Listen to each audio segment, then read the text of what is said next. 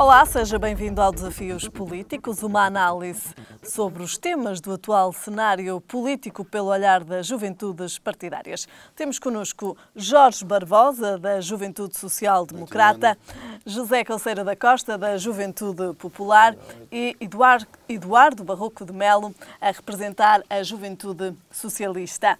Reunimos-nos mais uma vez à mesa da RTV para discutir os temas centrais da atualidade do Estado político. E vamos então, antes de mais, quero agradecer aos três a vossa presença. Muito obrigado por estarem aqui.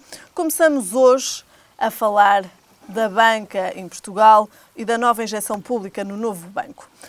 Antes de falarmos especificamente da nova injeção pública no novo banco, falamos da banca em Portugal. Jorge, começo por ti. Muito bem, boa noite a todos. Começar mais uma vez por uma nota fora do contexto para voltar já de imediato ao tema, mas a nota fora do contexto vem no contexto da nota da semana passada que tem que ver com o Qualifica. Primeiro, salientar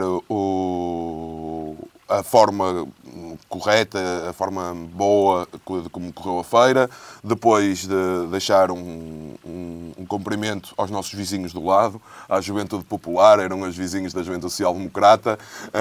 Acho que, apesar das picardias habituais, mantivemos uma sã convivência e estivemos ambos onde, a meu ver, as juventudes partidárias devem estar, no meio da juventude portuguesa, como parte integrante dela.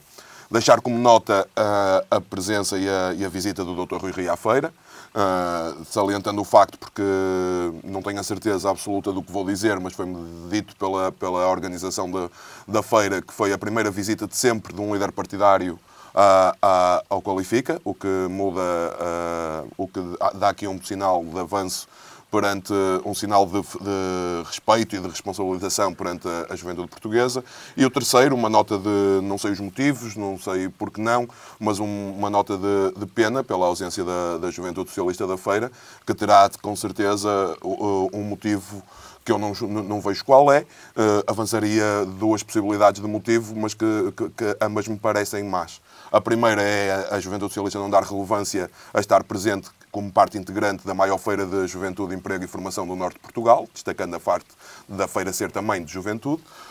Ou então a Juventude Socialista decidiu não estar presente em nenhuma feira do estilo, e também não estará na Futurália, porque se estiver, dá assim aso à sua veia central, mostra que segue os exemplos do Partido Socialista nos seus ímpetos centralistas, de que os jovens do Sul devem ser acarinhados, respeitados e acompanhados, e os do Norte não.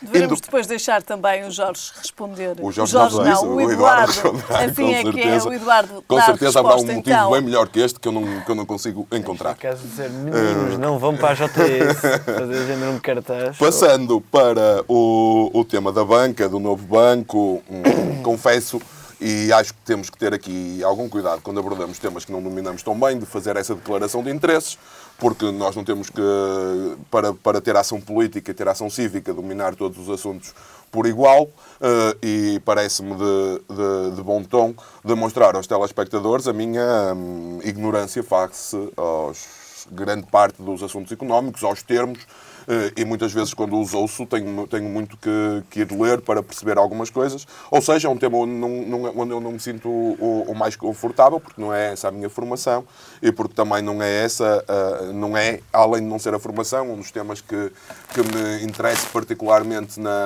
a nível não académico, e como tal, apesar de saber a importância da banca e do sistema bancário para a economia e para o país e para o mundo, não é um tema que eu domine, muito menos os conceitos ao tema associados.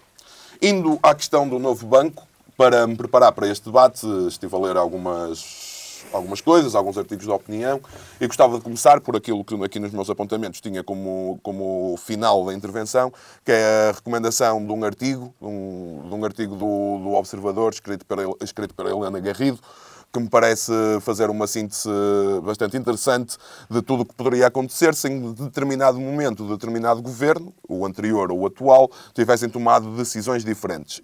E isso parece-me, para aqueles que, como eu, são leigos na matéria, uma forma boa de abordar o problema, porque conseguimos perceber que se as decisões em certo momento fossem diferentes, o que é que poderia ter daí resultado, o que é que poderia ter mudado, apesar de toda a imprevisibilidade subjacente às questões bancárias, que eu, como leigo, não percebo porque é que elas acontecem, mas o que é facto é que elas acontecem. Lembramos-nos todos que quando dividimos o banco bom do banco mau, prevíamos que o valor dos ativos que ficariam no novo banco seriam de 8 mil milhões de euros e hoje esses mesmos ativos, que à data valiam 8 mil milhões de euros, hoje valem 4 mil milhões de euros, ou seja, demonstrando que por muitos defeitos que a família Espírito Santo tinha e tem, nada o desculpa,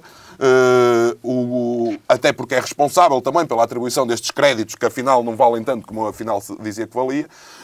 Na altura da resolução decidiu-se apenas lançar para o Banco Mau todas aquelas operações que estivessem ligadas ao grupo e à família, achando que era esse apenas o problema. Não.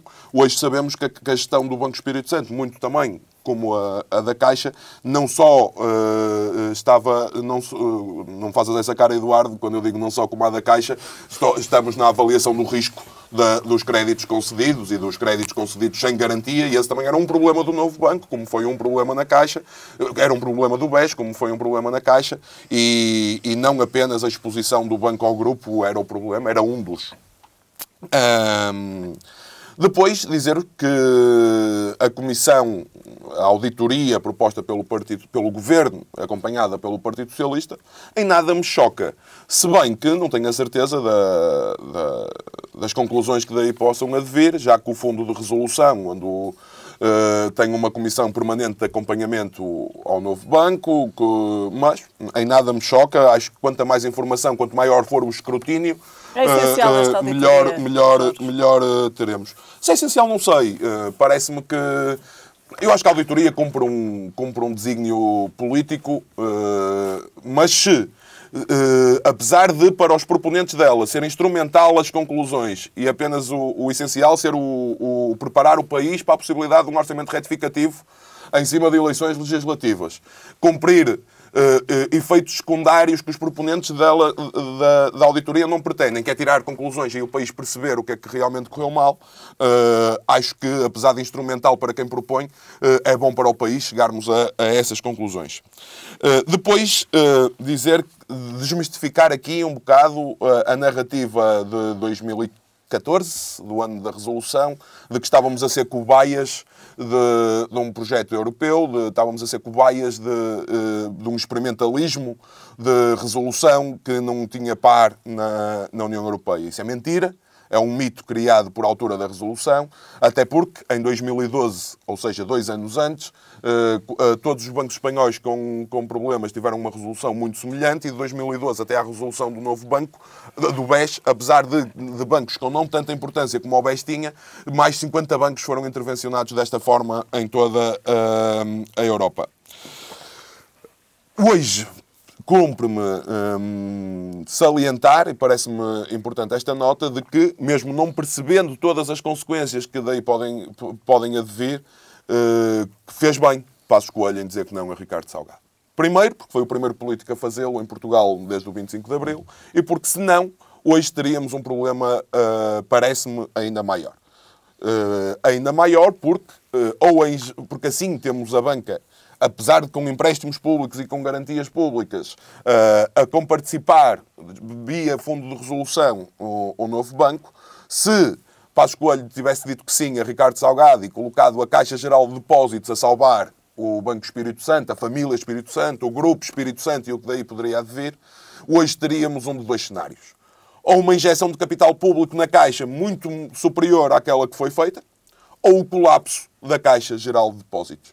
Por isso terminaria dizendo que, muitas vezes, não são os que apregoam amar o banco público que mais o defendem e que mais garantem a sua existência. Muito bem. Jorge, vou passar agora ao Eduardo. Eduardo, passo-te agora a ti a palavra. Não sei se queres responder também ao Jorge relativamente à questão de não estarem presente na Qualifica. Não tenho que responder por uma razão simples. A Juventude Socialista é a maior organização política de juventude em Portugal, com mais de 33 mil militantes e, portanto, os jovens portugueses sentem-se muito bem representados e sentem-se muito bem com a Juventude Socialista e, portanto, não aceitamos lições de prioridade política ou sobre proximidade com a juventude portuguesa. Acho que a juventude portuguesa, com a sua presença na Juventude Socialista, revela bem que está próximo dos jovens portugueses.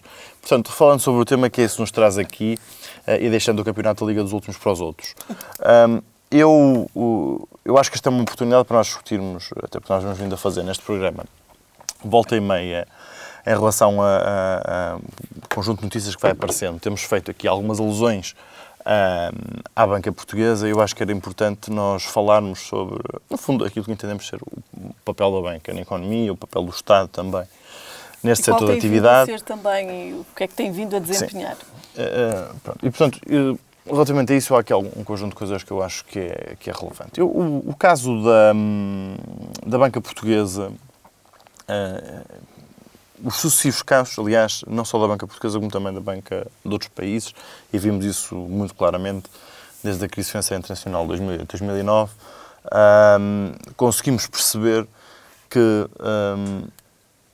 o mito que se cria sobre a gestão pública e a gestão privada e sobre a eficácia de cada uma das duas não passa disso mesmo, não passa de um mito.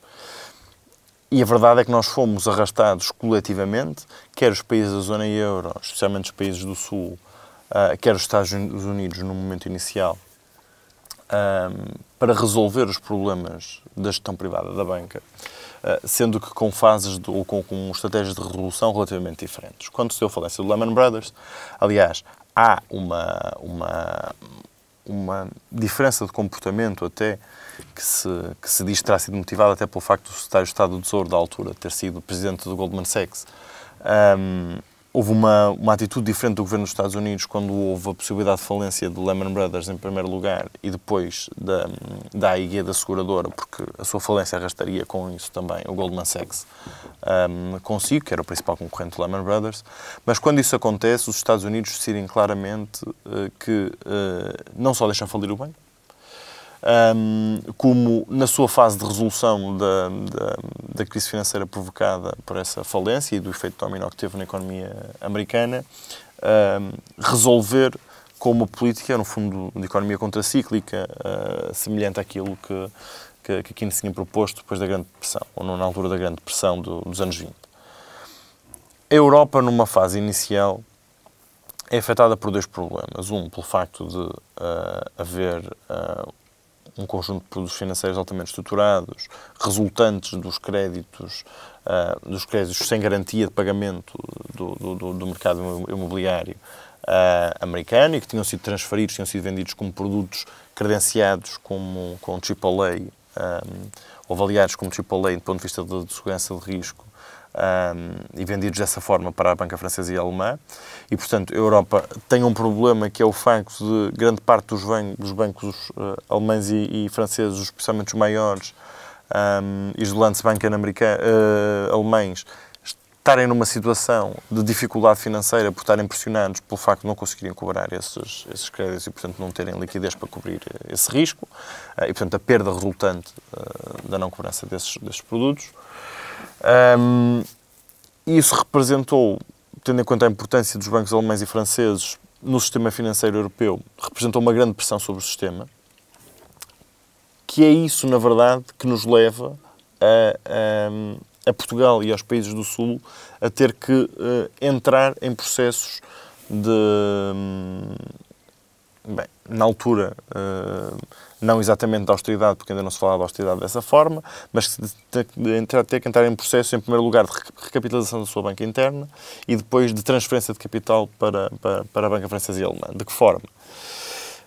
A Europa no início, e é por isso que também o déficit público em Portugal aumenta, como aumenta na maior parte dos países da Europa, aquilo que se faz é exatamente a mesma coisa que os Estados Unidos começam por fazer, ou seja, fazer política contracíclica e pedir que, tendo em conta a retração do investimento privado na Europa, que através do investimento público se impeça a queda das economias nacionais e com isso o efeito que isso tinha na economia europeia como um todo. E isso faz com duas coisas. Em primeiro lugar, aumentando o investimento público e, dois, recapitalizando as bancas nacionais para impedir a sua falência e, portanto, que houvesse um agravamento da crise financeira no sistema bancário europeu. O problema foi que depois nós fizemos o caminho inverso. Mas falando especificamente sobre a banca, o que é que isto permitiu? Isto permitiu que, pressionados por estas dificuldades de obter rendimento dos investimentos que tinham feito nos produtos da banca americana, que a banca francesa e a banca alemã pudessem pressionar os países a, recapitalizando as suas bancas nacionais, poderem fazer o pagamento das dívidas que os bancos nacionais tinham para com a banca alemã e francesa. E, portanto, o primeiro problema que nós temos aqui, conseguimos perceber, é o sistema bancário é demasiado importante para, não ser fortemente regulado, e nós podemos discutir se ele é de facto fortemente regulado ou não, e sendo ou não, independentemente daquilo que nós possamos definir, a força da regulação, se ela é bem feita ou não, ou seja, se a regulação, sendo muita ou pouca, se é feita no sentido em que permite que haja um controle público, ou do ponto de vista do interesse público, que esteja salvaguardado na atuação do sistema bancário, e a minha opinião é que não. E em segundo lugar, é importante perceber se, independentemente disso, se o Estado deve ou não ter uma presença mais forte no sistema bancário. O que é que aconteceu em Portugal, especificamente? Portugal é um pequeno país, uma pequena economia aberta, que dos anos 90 para cá, com o fim de um conjunto de regulações, em primeiro lugar nos Estados Unidos, depois na Europa, que separava a banca comercial da banca de investimento. E com o aumento da facilidade de acesso a crédito, foi um país que se financiarizou muito rapidamente, não só do ponto de vista do crédito pessoal, mas especialmente do crédito empresarial. Há uma grande transformação no setor produtivo português, que deixa de apostar essencialmente no setor produtivo para apostar nos produtos financeiros e no trabalho financeiro, ou nas operações financeiras.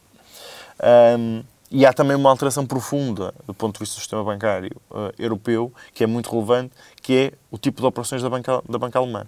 A banca alemã, que foi tradicionalmente uma banca muito voltada para o financiamento em investimentos produtivos, ou seja, foi a banca alemã que fez, no fundo, o conjunto de investimentos que permitiu alavancar o setor industrial alemão.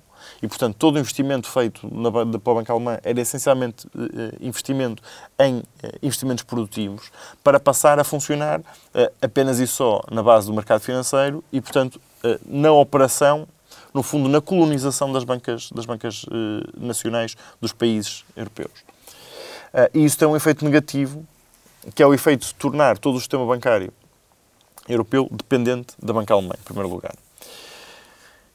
Aquilo que nós assistimos em Portugal é que, com este processo a decorrer, e por isso é que nós tivemos esta pressão, quando a nossa dívida pública aumentou, porque isso era aquilo a que o próprio Banco Central Europeu incitava os países a fazerem para responder do ponto de vista da política orçamental, mas nós tivemos um processo de recapitalização que transferiu dívida privada dos bancos portugueses, privados portugueses, para o sistema público, em primeiro lugar, e depois tivemos o problema de nós nunca temos conseguido resolver na totalidade o conjunto de investimentos que tinham sido feitos, sem controle, lá está. Sem controle, acima de tudo, porquê? Porque não havia nenhum incentivo verdadeiro a que houvesse um grande controle sobre a possibilidade de coleção dos investimentos que tinham sido feitos na banca portuguesa. Foi esse o grande erro, Eduardo, também. Foi um grande erro por uma razão simples. Quando há muita liquidez de dinheiro e quando os juros estavam relativamente baixos, era relativamente fácil financiar projetos, porque o dinheiro era barato. E, portanto, era relativamente fácil financiar projetos e apostar na perda. Ou seja, o conjunto de projetos que era possível financiar era de tal ordem que nós podíamos apostar que pudesse haver perdas avultadas, que o ganho total, ou seja, compensava mais do ponto de vista de risco investir e não perder oportunidades de investimento, mesmo que elas fossem menos sólidas, do que restringir a carteira de investimentos e apostar num conjunto reduzido de investimentos. Porque entre o que se poderia ganhar e o que se podia perder, a banca pensava que poderia ter lucro. Na verdade, nós fomos assistir nos últimos anos a um confronto com a realidade, que é que, de facto, isso não aconteceu. E, portanto, a primeira ilação que é preciso tirar disto, do funcionamento do sistema bancário em Portugal, e não só, porque isto não foi só em Portugal, é que, de facto, a gestão privada não nos dá garantias de que haja melhor gestão. Em segundo lugar, e relativamente à banca portuguesa, nós, durante o período de crise financeira de 2008 para cá, tivemos a sorte de ter o Banco Público, a Caixa Geral de Depósitos, com todos os seus defeitos, foi fazendo investimento nas áreas onde a banca privada deixou de fazer e não tinha capacidade para fazer. A banca privada tornou-se altamente defensiva do ponto de vista do seu comportamento, pelo facto de ter pressões internas, não só para cumprir os rácios de financiamento, não só para poder controlar as suas perdas, mas também para poder, de alguma forma, controlar a dificuldade que tinha de acesso a dinheiro. E a banca portuguesa, a banca pública, foi aquela que permitiu que houvesse, apesar de tudo, algum investimento no setor privado em Portugal, em condições em que, de facto, não havia praticamente acesso a crédito no país. E, portanto, eu acho que as lições que nós devemos tirar desta história recente do desenvolvimento do setor bancário em Portugal é que aquilo que defende melhor os interesses, não só públicos, mas também os interesses privados, é a existência de uma banca pública forte. Nós podemos discutir, obviamente, casos particulares de atos de má gestão, mas acho que qualquer português, aquilo que consegue ver entre o BPP, o BPN, o BES, o BANIF, praticamente todos os bancos portugueses, que praticamente já não são portugueses, já praticamente não temos bancos portugueses, em resultado também daquilo que foi a crise financeira da última década no mundo. Aquilo que nós podemos perceber, e qualquer português percebe, é que, independentemente de nós termos uma maior pulsão, uma menor pulsão, pelas virtudes da autorregulação ou da regulação do setor bancário e pela atuação do setor bancário, aquilo que sempre defendeu os seus interesses foi, de facto, a banca pública. E, portanto, aquilo que nós estamos confrontados neste momento é sobre de que forma é que nós fomos gerindo estes casos. Eu acho, e já disse isto, as minhas críticas à atuação do governo do Partido Socialista, que apanhou com a crise financeira internacional, não são exatamente as mesmas críticas à direita.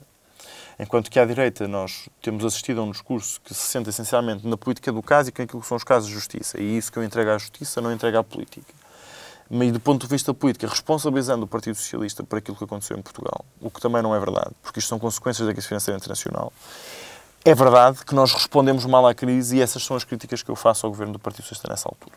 Porque o Partido Socialista, no primeiro momento, fez exatamente aquilo que o Banco Central Europeu fez e pediu, tal como a Comissão Europeia, incentivando os países a recapitalizar a banca e a fazer investimento público.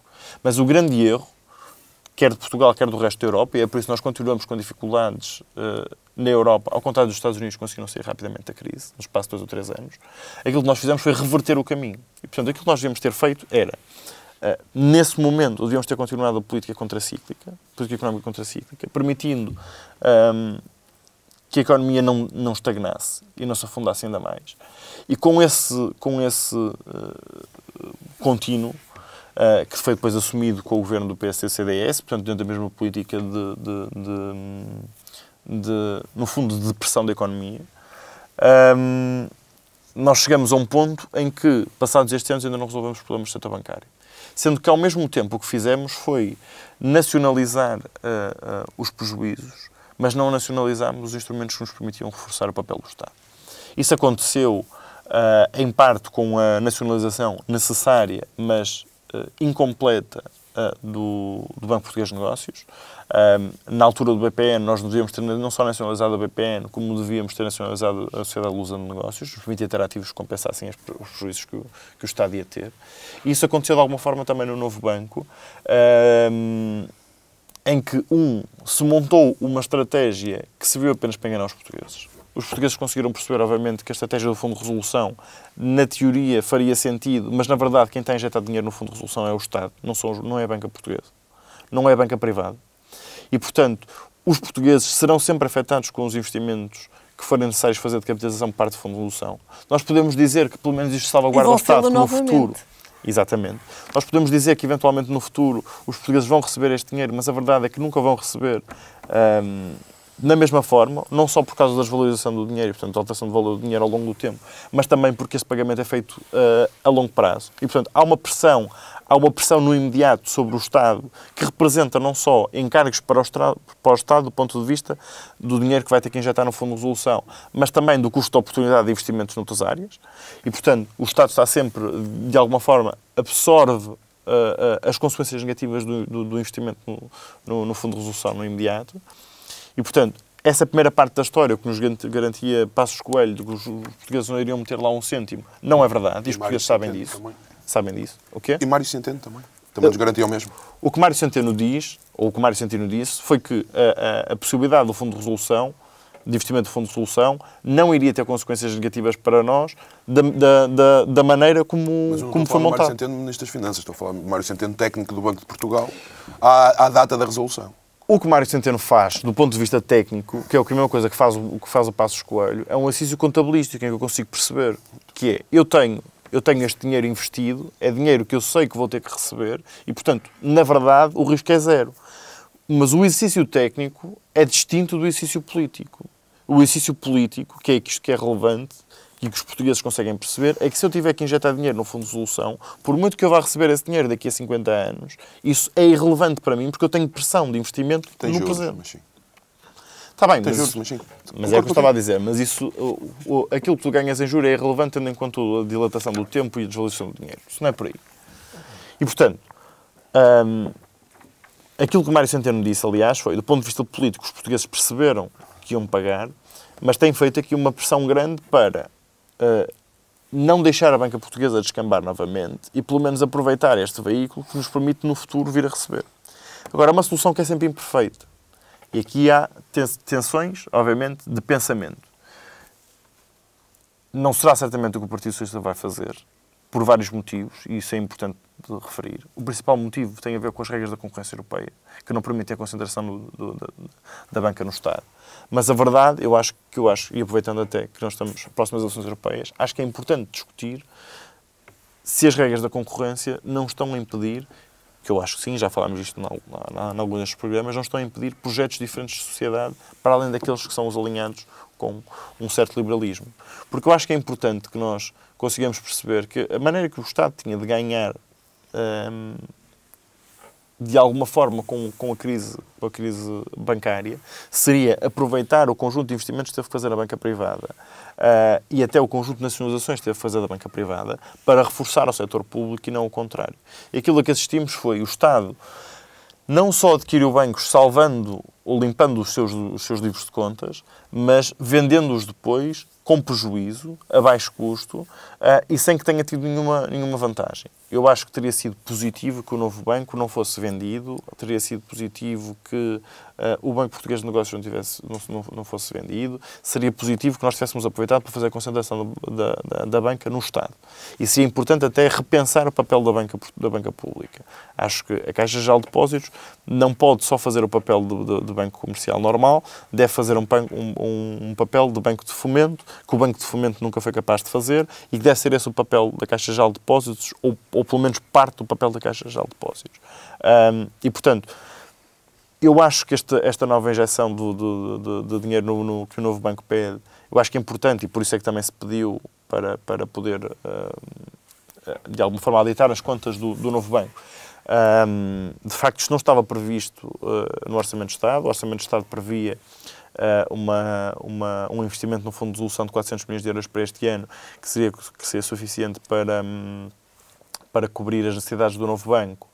E é preciso perceber aqui até que ponto não estará o novo banco a desvalorizar os seus próprios ativos na perspectiva de conseguir ir buscar dinheiro barato ao Fundo de Resolução. Eu acho que é importante fazer isto, ter essa atenção, e por isso é que o Ministro das Finanças, Mário Centeno, pediu a auditoria às contas do novo banco. Mas, por outro lado, eu acho que, de uma vez por todas, nós vamos ter que deixar de salvar a banca privada. E das duas, uma. Eu acho que, quer do ponto de vista político, o sinal que se dá para o mercado de se vocês precisarem de ajuda, nós vamos ficar com o vosso banco. Eu acho que isto é importante para o mercado perceber que ou resolve os seus problemas, ou se o Estado intervier, não é para resolver o problema privado, é para poder nacionalizar também os lucros que venham daí. E depois, por outro lado, acho que é importante que nós estabeleçamos outros mecanismos de compensação da banca privada nos casos de assistência. Porque, de facto, acho que os portugueses não conseguem compreender que, sucessivamente, nós tínhamos que investir na banca privada.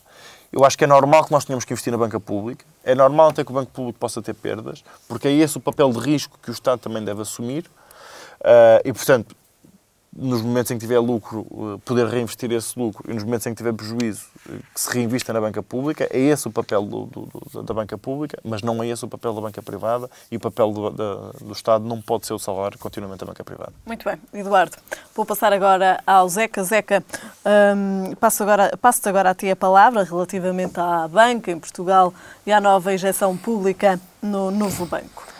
Bem, antes de mais, muito boa noite a todos. Começar por falar na banca e no sistema financeiro é sempre complicado, porque a banca de facto é o pilar da economia, uma vez que concede crédito. Todos aqueles que são os delírios socialistas de prometer uma casa por pessoa, um carro por pessoa e o consumo ilimitado por pessoa só é possível através da concessão de crédito que a banca faz, através dos contratos financeiros que promove. E isso é bom. É bom que exista esse delírio do consumo, porque isso faz mover a economia. E este ataque cerrado que o Partido Socialista faz à banca muitas vezes, que o Partido Socialista, quando eu digo Partido Socialista, digo o socialismo em geral, a ideia económica, faz à banca privada. Só a banca privada é que permite ter a vida e o sonho de um modelo de sociedade idealizado pelos socialistas. Mas, por outro lado, a banca privada é gerida por homens, e os homens têm tendência a cair em tentações, em cair em má gestão, a não serem perfeitos. Isso é próprio e comum de toda a humanidade. Mas ainda assim, a banca privada, a banca completamente privada nos últimos anos, dos anos 80, provou ser uma completa inovação e evolução do mundo. Estamos a falar de um período em que foi o período de maior crescimento e desenvolvimento humano. E isto foi propiciado por causa da banca privada. Precisamente porque a banca privada ousa arriscar, a banca privada ousou arriscar e introduziu os milhares e milhões de dólares e euros necessários para o desenvolvimento económico. E a banca assume assim esse papel fundamental de concessão de crédito, que quer queiramos, quer não conseguimos fugir dela e nunca iremos conseguir fugir da banca. Porque a banca permite-nos alcançar coisas a 50 anos no presente. Coisa que, à partida, mais nenhum instrumento, pelo menos que eu conheça, nos permite isso. A não ser uma ótima progressão de carreira que não existe e que não é assim tão real. Mas só que a banca funciona... A banca é um espelho dos homens. E a banca funciona à base de uma coisa que é a confiança.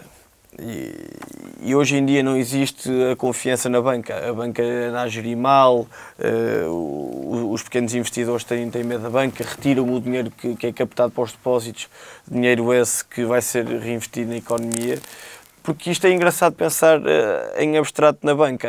A banca não é nada mais nada menos de que um edifício onde reúne expertise e onde reúne gente que está a trabalhar durante toda a sua vida sobre aquele tipo de atividades. Portanto, à partida reúne mais informação e informação que nós, para a avaliação dos ativos e daquilo que é ou não a atividade económica do mercado, concentrando tudo aí. E depois é o agente intermediário entre as famílias, neste caso, e é sempre as famílias.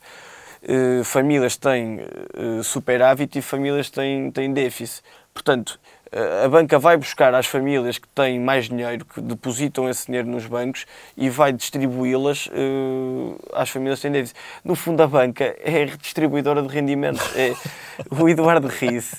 Eu já sabia que isto ia suscitar alguns risos no Eduardo, mas a banca é o maior distribuidor de rendimentos que a economia mundial tem. Mas a banca está doente. O sistema financeiro está doente e eu sou o primeiro a reconhecer isso e a reconhecer que é preciso uma reforma e a maneira como pensamos. E o problema de estar doente é precisamente os governos. Os governos sempre e consecutivamente cometem este erro. Cometeram na Grande Depressão em 29, cometeram no pós-guerra em 45 e cometeram em 2008 este erro que é, o banco cai e há uma coisa que é o risco sistémico, que é, os bancos contraem dívida junto de todos os bancos. Portanto, todos os bancos têm dívida a todos os bancos. O que significa que se um banco cair, não vai conseguir cobrar aquela dívida. Portanto, aquele banco cai e o outro banco cairá. Isto é chamada rede de exposição a crédito financeiro. Mas só que se o sistema está doente, isto é a reflexão que eu acho que é importante termos aqui, se o sistema está doente, os bancos têm de cair porque estão mal, porque não há liquidez, é um negócio, é um modelo de negócio que não é sustentável. E o que é que acontece? Os governos, por pressão política, por imediatismo de que a queda de um banco pode surgir na economia, porque surge, se um banco cai, há crise económica. Se o sistema financeiro colapsar, há crise económica. E isso vai sempre acontecer. Só que no curto prazo, o que é que isto diz aos governos? Diz déficit de 10%, diz déficit não sei o que mais, diz recessão económica na ordem dos 15%, whatever, estou aqui a tirar percentagens. Mas no curto prazo, isso traduz depois em debates, o Pedro Passos Coelho ou o António Costa temerem o argumento da oposição. Portanto, tentam resolver o problema. E quando tentam resolver o problema, é quando dá a maior asneira. Porque se um sistema, um organismo, o nosso corpo humano está doente e a banca está doente, nós temos aqui um tumor ou um cancro nos rins, mais coisa, menos coisa. E em vez de se retirar o rim, que é o rim que está doente, não, vai-se dar quimioterapia e atrasar o processo. Até que finalmente infete todo o corpo humano e depois cairemos. Eu prefiro viver sem um rim, apesar de todas as chatices, do que acabar por morrer, sabendo que vamos morrer todos também. E isto, para chegar a quê? É um caso que, na minha opinião, é paradigmático no que se está a passar e faz um paralelismo perfeito com o sistema financeiro e com a banca, que é o caso da comunicação social. Vou-te deixar ficar no caso da comunicação social. Vamos para intervalo e voltamos já a seguir. Vamos então para um breve intervalo. Voltamos já a seguir para voltar a falar também da banca em Portugal e da nova injeção pública de capital no novo banco.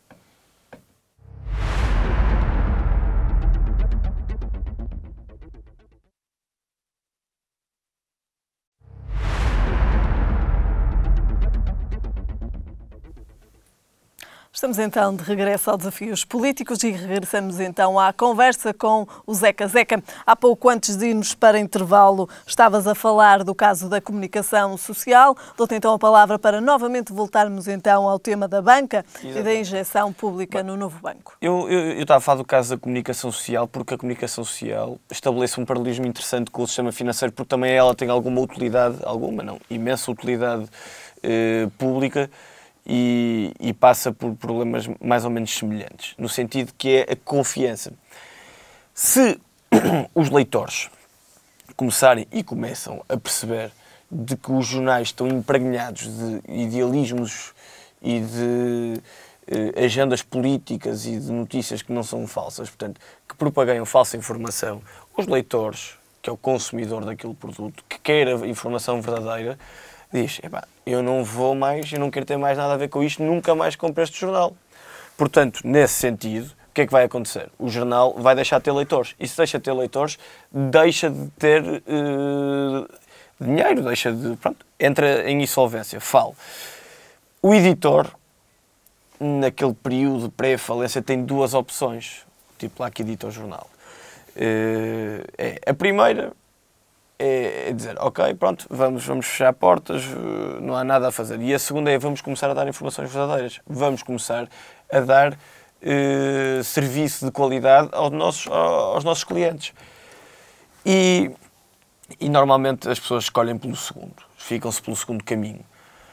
Se não, entram em falência. Porquê? Porque quando se sabe que um jornal vai cair, o jornal cai. E o editor, quando deixa cair o seu primeiro jornal, quando for para o segundo jornal, para o seu segundo trabalho, a próxima vez não vai cometer os mesmos erros. Não vai quebrar essa confiança com o leitor. O mesmo se passa no sistema financeiro. Mas o que se passa no sistema financeiro são empresas que não estão a operar mal. E depois o Estado entra na posição para salvaguardar essas empresas essas que formulam contratos entre quase sempre duas entidades privadas, entre a banca e as pessoas, ou entre a banca e as empresas. E o Estado entra nesse papel, ninguém sabe muito bem porquê. Só para não deixar cair, só para não atingir os índices de desempenho económicos mais baixos, só para não entrar numa recessão, numa crise, porque eu digo-lhe, eu fico absolutamente escandalizado com este clima de que surge, que é isto que se sente hoje em dia, que criou isto tudo, que é um clima de despenalização, de desresponsabilização e de até de alguma incompreensão com isto tudo.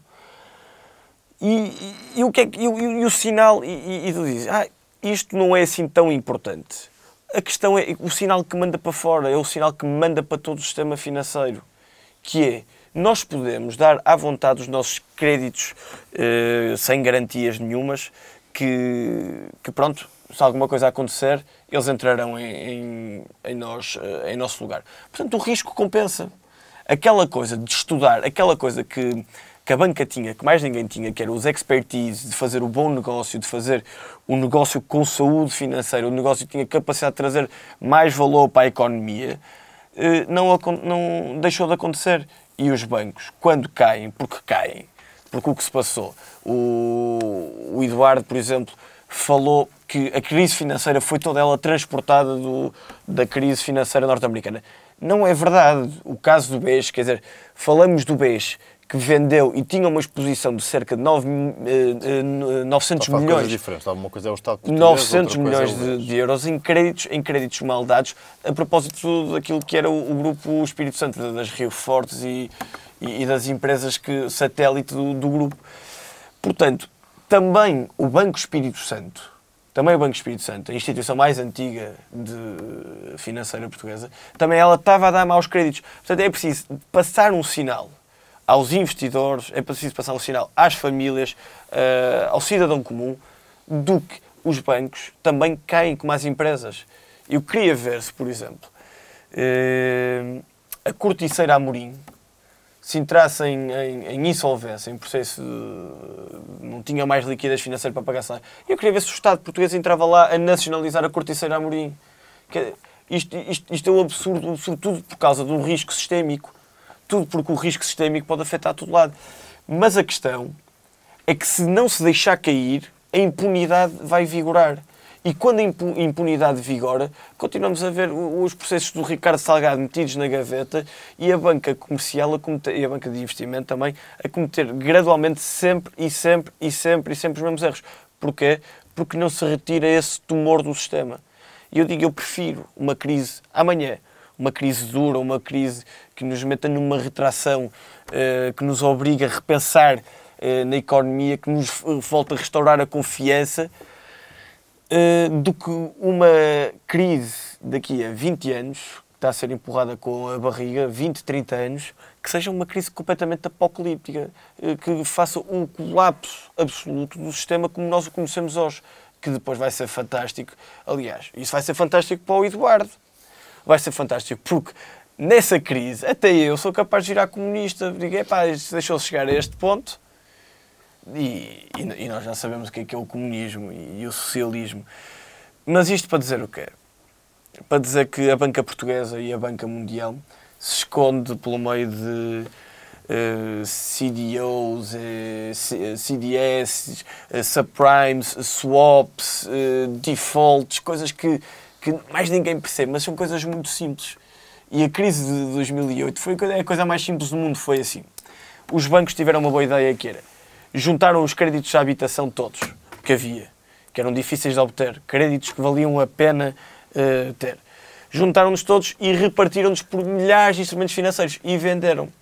E enquanto as pessoas compravam isso, e enquanto as pessoas pagavam, as pessoas recebiam esse dinheiro. O que é que aconteceu depois? E isto é a coisa engraçada da questão.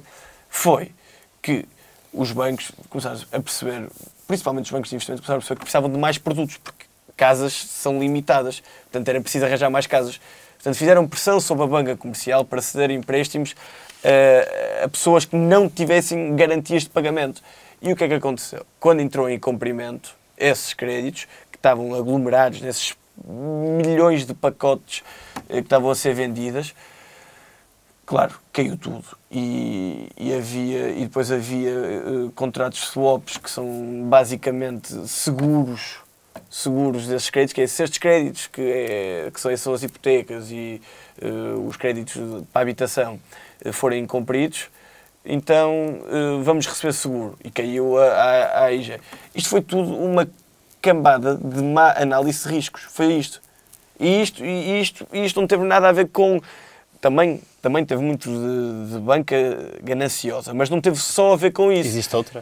Hã? Existe outra? Existe a banca... O que tu dizes, essa e a pública, não é? Existe. Sim, porque o Eduardo há um bocado falou da pública. Era aí onde eu ia terminar. Foi isso que eu fiz. Era aí onde eu ia terminar, que é a banca pública, quer dizer, prova-nos que é ou pior, ou muito pior do que a banca privada. No caso da Caixa, a Caixa Geral de Depósitos é a banca do regime, é a banca dos amigaços. É a banca que todos nós temos de pagar as recapitalizações da Caixa. Nós o que era o BPP, o BPN, o BES? Ainda assim a exposição que esses bancos e que nós tivemos para os capitalizar e nacionalizar não se compara aos 4 mil milhões de euros que já tivemos de pôr na banca ao longo do... Não se compara? Não. Ao todo... Só para o novo banco este ano são mais 1.149 milhões. Claro, agora! Viste o negócio que o teu Ministro das Finanças fez em relação a isso, o negócio com a Lone Star não teve de pagar nada a ninguém. A Lone Star simplesmente teve de dar 1.000 milhões de euros para o banco deles, ou seja, a valorização dos seus próprios ativos, e tinha à mão semear com quase cerca de 3,8 mil milhões de euros, não é? Eu não tenho a certeza do número certo. Mas pronto, cerca de 4 mil milhões de euros. Claro, é dinheiro fácil. Eles estão sempre a ir lá buscar ao pote, aquilo é pote de ouro. E se eu fosse da Lone Star, se fosse norte-americano, só queria saber do meu investimento, também ele ia ao pote de ouro ao fundo de resolução. Resumindo e concluindo, é preciso restaurar confiança no sistema financeiro. E o sistema financeiro é preciso que também ele esteja confiante, que ele é essencial para a nossa economia, que nunca nos esqueçamos disto. Agora, é preciso que, pelo menos um banquinho caia. O BES, podia ter sido o BES. O BES tinha mandado o sinal perfeito. Tínhamos perdido as eleições. Em 2015. O CDS e o PSD. Mas tinha sido uma coisa tão boa a longo prazo. Porque isto é o problema da política.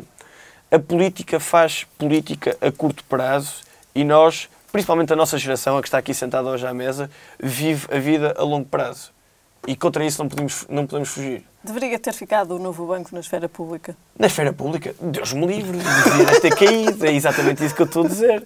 Eu estou a dizer exatamente o contrário. O banco devia ter caído com todo o estrondo. E todos os créditos incobráveis que o banco tinha, deixa-os de cobrar. Garantias os depósitos, ao menos.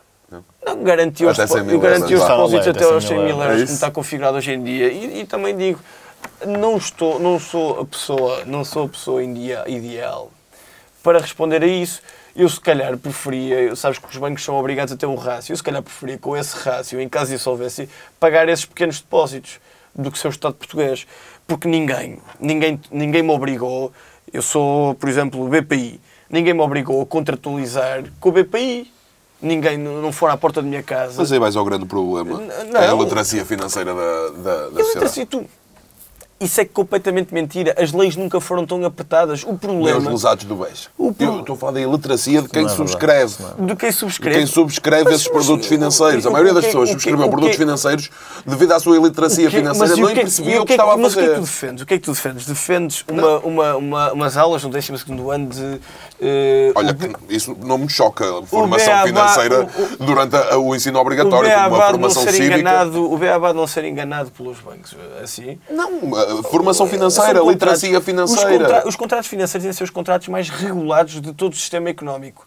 São páginas... Eu acho... Eu digo Mesmo já, assim, vemos milhares de pessoas enganadas claro, é isso. no Mas beijo. eu acho que o grande problema é que está demasiado regulado. Que é, em vez de se concentrar em informação importante, Acho que é o contrário. consegue-se diluir, consegue-se Não pôr sei. todas as apóstatas aos contratos e ninguém vai ler 200 páginas. Não sei dizer se está demasiado ou se está muito ou pouco regulado. Sei dizer que o grande mal foi a literacia financeira de todas aquelas pessoas. Há 2 problemas Além da má no fé sistema de quem financeiro. lhes impingiu esses produtos. Aliás, 3 problemas no sistema financeiro que são importantíssimos de ver. O primeiro é este da confiança e da responsabilidade que os bancos têm de ter, que já foi falado e é o mais importante, sem qualquer tipo de dúvidas. O terceiro, eu disse terceiro propósito, o terceiro que é o menos importante é este da iliteracia financeira. E o segundo também é a questão dos reguladores. É que os reguladores, que têm um papel de isenção importantíssimo, enfrentam 2 grandes problemas. O primeiro é que são pessimamente mal pagos, portanto, são facilmente corrompíveis. E o segundo é que ninguém regula os reguladores. Isto é uma área do direito... Não, isto é verdade. Isto é uma área do direito que está a crescer agora, que é a regulação dos reguladores. De como é que são escolhidos, quais são os Tens sempre o mesmo problema, não é? Que é que para contratares alguém, para nomeares alguém regulador que perceba da área, vais ter que ir buscar alguém que já trabalhou na área. Alguém que já trabalhou na área traz consigo o passado de decisões que tomou e que agora vai regular. O problema... Faz-me lembrar a resolução deste governo quando tentou, eu não me lembro bem, mas é o exemplo que eu costumo dar quando falamos da regulação de reguladores. Quando falamos do preço dos combustíveis em Espanha, houve uma ideia, uma proposta de passar até 20 ou 30 km da fronteira, o preço era igual ao de Espanha. Qual era o problema? Estava-se a criar uma nova fronteira e os que estavam a 31, a 35, a 40 também lá iriam. E qual seria a resposta? Vamos alargar mais 30. Não dá. Tem que chegar tens que chegar ao Tribunal Constitucional, tens que chegar ao Supremo Tribunal, tens que chegar a um regulador, tem que haver um teto. Nós não podemos andar a criar tetos de tetos porque vai haver sempre um teto, mesmo que crises vários, não é? Eu percebo o que estás a dizer e conheço a discussão. Mas parece-me irrisível. Não me choca que o teto seja o Parlamento, por exemplo. Não sei, mas ouve, a discussão é uma discussão que está finalmente a começar e é importante. Eu estava só aqui, do ponto de vista teórico, a alertar... Estás aí para a discussão se é possível ou não demitir o regulador? É porque aí entramos numa questão muito sensível de regime. A nível de demissão de reguladores. Nem é por aí. A questão... É apontar falhas, Zeca. Exato, eu acho que neste momento é apontar falhas porque o sistema não está longe de ser perfeito. E o sistema financeiro, ele também está longe de ser perfeito. Principalmente por causa das 3 causas que dei. E há aqui depois um apêndice que se me vai permitir, Helena, dê-me mais 2 minutos para falar dele. Que há um bocado se iniciou a discussão, mas não consigo, que é a Caixa Geral de Depósitos, que é o falso indicador de mercado.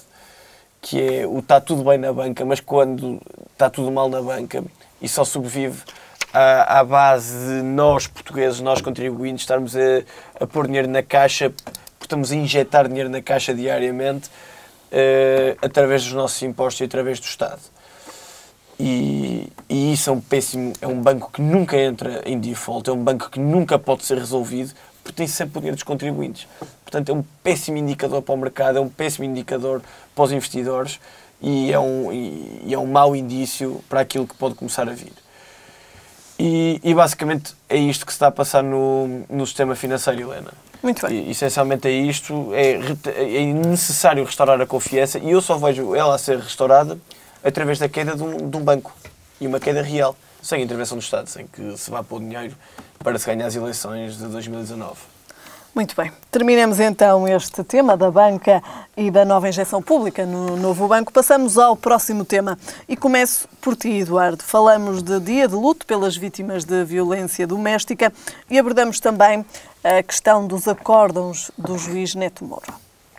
Sim, eu antes de mais queria só dizer, só para concluir, que depois desta explicação do Zeca, quem não teve estas dúvidas sobre a banca foi a Associação Cristas, que estava na praia e nem precisou pensar muito na banca.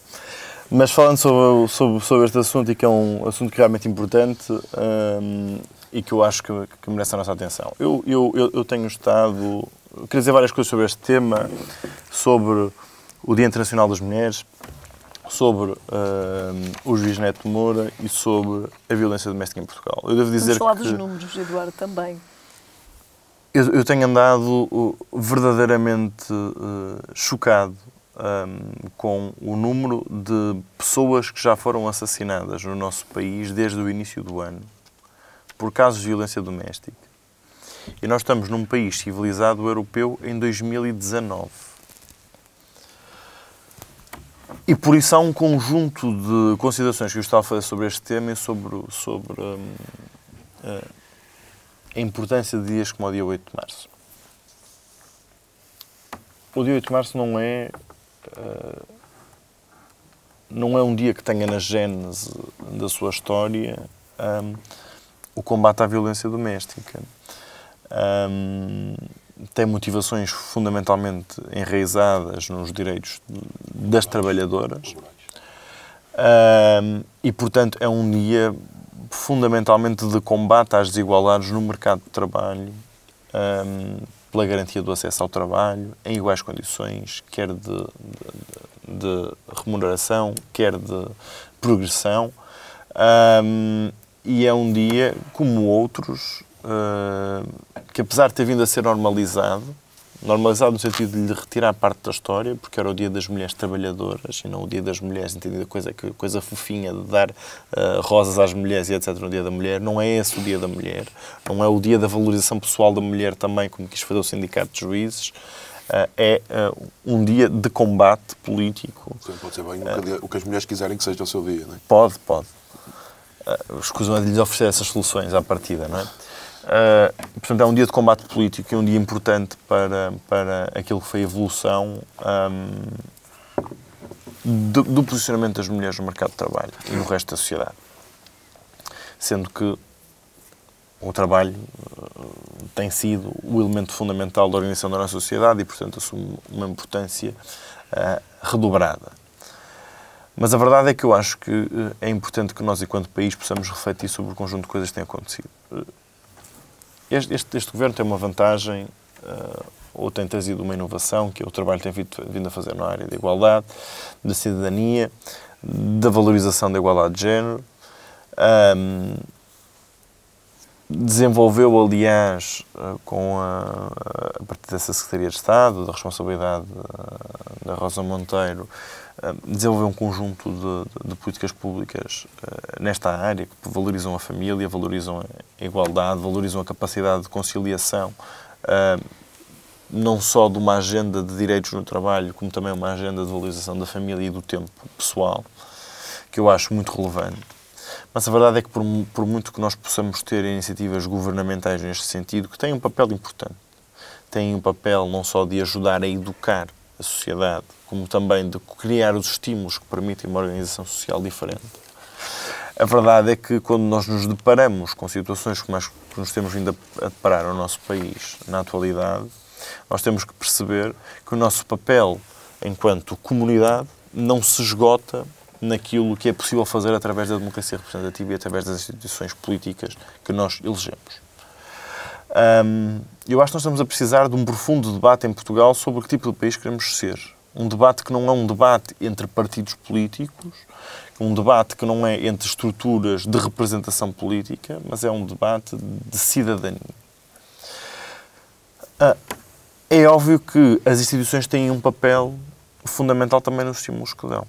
E lá está, se por um lado, pelo Governo, nós temos tido estímulos positivos do ponto de vista das alterações legislativas e do conjunto de iniciativas educacionais que têm vindo a promover, temos conhecido um contraponto no sistema judicial português. Eu não sou jurista, não sou especialista e, portanto, não me cabe, até porque do pouco que vou conhecendo, parece-me que o problema português não é propriamente do ponto de vista da regulação ou da legislação sobre estes casos. Mas, de facto, continuamos a ser um país de grandes costumes em algumas coisas. Não é? Nós somos um país em que um juiz já em tempos proferiu um acórdão em que culpava uma jovem inglesa, se não estou em erro, de um caso de violação, porque ela estava em plena coutada do macho ibérico, como se fosse uma coisa absolutamente normal se dizer um acórdão em Portugal. E estamos no mesmo país em que um juiz como Neto de Moura, em 2019, pode continuar a proferir as barbaridades que profere nos seus acórdãos. Eu estive este tipo de situações sensibiliza-me sempre. Mas ele não os assina sozinhos. Mas tive... Sem o querer desculpar, ele não assina esses acordos sozinhos. Como é óbvio, mas é isso que eu estava a dizer. Por isso é que eu não foquei no caso do juiz Neto de Moura e foquei no sistema judicial. Este tipo de casos, dizia eu, sensibiliza-me sempre, mas fiquei particularmente sensibilizado com aquilo que foi o acórdão, não me lembro agora por quem, não foi o Neto de Moura, creio eu, foi outro juiz, agora não me recordo o nome, entre os quais uma juíza, aliás, eram 2 juízes, por causa do caso de uma violação de uma jovem em Vila Nova de Gaia, que foi deixada inconsciente na casa de banho de um estabelecimento de diversão noturna, enquanto violada por 2 homens depois de terem levado a sua colega à casa. Portanto, um ato absolutamente premeditado, em que ela foi mantida refém dentro desse estabelecimento e violada 2 vezes, e em que não houve justificação para a pena efetiva. E aquilo que me parece grave no meio deste caso é até que ponto é que nós podemos, enquanto sociedade, percebendo, obviamente, e a Catarina Martins, quando fez comentários sobre isto, fez questão de reforçar isso e eu acho bem, percebendo aquilo que é o princípio de separação de poderes e percebendo que não cabe ao sistema político interferir com a atuação do sistema judicial e, portanto, se ao Parlamento cabe, por exemplo, legislar, não cabe ser juiz e decidir como é que os juízes devem julgar mediante a lei que eles redigem. É verdade que nós temos de ter mecanismos de controle ou temos de ter mecanismos, de alguma forma, de fiscalização daquilo que acontece no nosso sistema judicial. A justiça é branda com estes casos, Eduardo? Perante aquilo que temos assistido, não é só perante branda. os números da violência doméstica? Acho que há um sistema de autojustificação permanente. Sobre o caso concreto do juiz Neto de Moura, eu acho que o que tem sido lamentável é perceber que em momento nenhum o juiz Neto de Moura é capaz de olhar para o seu trabalho e não é só um trabalho, nós não temos falado apenas de um único acórdão, mas dos sucessivos acórdãos em que ele tem julgado direito da família e perceber que em nenhum momento ele entende que a sua atuação não foi a mais correta. Nós temos assistido nos últimos dias, ele obviamente tem sido notícia por todo o lado, tem-se discutido a sua atuação na praça pública. E nós fomos conhecendo alguns elementos novos ao longo deste tempo. O primeiro é que o juiz Neto de Moura, já desde o ano passado, que pediu escusa de processos que envolvessem direito da família e que envolvessem violência doméstica. E eu, quando vi essa notícia inicialmente, pareceu-me que tinha havido algum rasgo de razão e que ele se sentia de alguma forma condicionado pela sua perspectiva pessoal, pelo que fosse, mas que sentia que não estava à altura de julgar esse tipo de processos. E depois fui ver a notícia e percebi que o juiz Neto de Moura não está preocupado com a sua atuação, mas sim com aquilo que ele julga ser uma campanha persecutória em relação a ele. E, portanto, que entende que há um objetivo de o sancionar e que, portanto, pretende essa escusa, não porque ele se julgue incapaz ou incompetente para julgar esses casos, mas porque acha que há uma campanha montada contra ele. E um homem que em 2019 não consegue compreender que uma mulher que é atacada com uma moca com picos ou que é agredida ao soco até lhe arrebentar um tímpano, que não consegue perceber que esse é um episódio de violência condenável, mas que o que é violento é eventualmente uma campanha de perseguição, que não é perseguição, no fundo, é apenas constatação da realidade. Porque ele tem sido incompetente no seu trabalho. Eu não consigo perceber que papel é que este juiz tem no sistema judicial português. Mais grave do que isso, e mais grave do que perceber que dá uma entrevista em que, em momento nenhum, reconhece os seus erros, apenas se refere àquilo que é a estratégia montada pelo seu advogado, escudando-se no seu advogado. Que não reconhece as críticas que lhe têm sido feitas. Que acha que as críticas que lhe têm sido feitas são pessoais e não críticas que resultam do seu trabalho.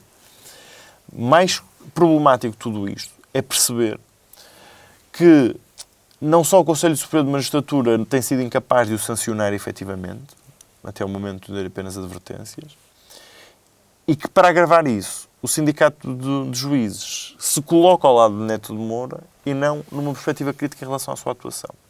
Porque o problema é que isto podia ser episódico e nós podemos estar a falar apenas de juízes que, em determinada altura, diriam algumas barbaridades, que não estavam adequados, que o tempo tinha passado por eles e eles tinham ficado para trás. E isso era resolvido pelo próprio sistema. Mas nós percebemos que o enquadramento do sistema é que proporciona que estas pessoas apareçam a julgar crimes. E atenção que eu não estou a dizer com isto, eu acho que é importante fazer esta ressalva. Eu não estou com isto a dizer, porque também acho que é preciso ter algum equilíbrio nesta discussão.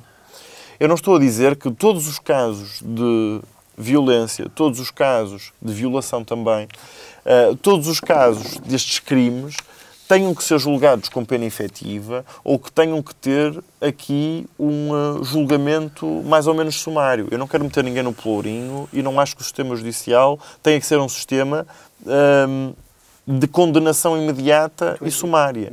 Eu não acho que o papel do sistema judicial seja de meter pessoas na prisão. É de reabilitar pessoas e de os reinserir na sociedade.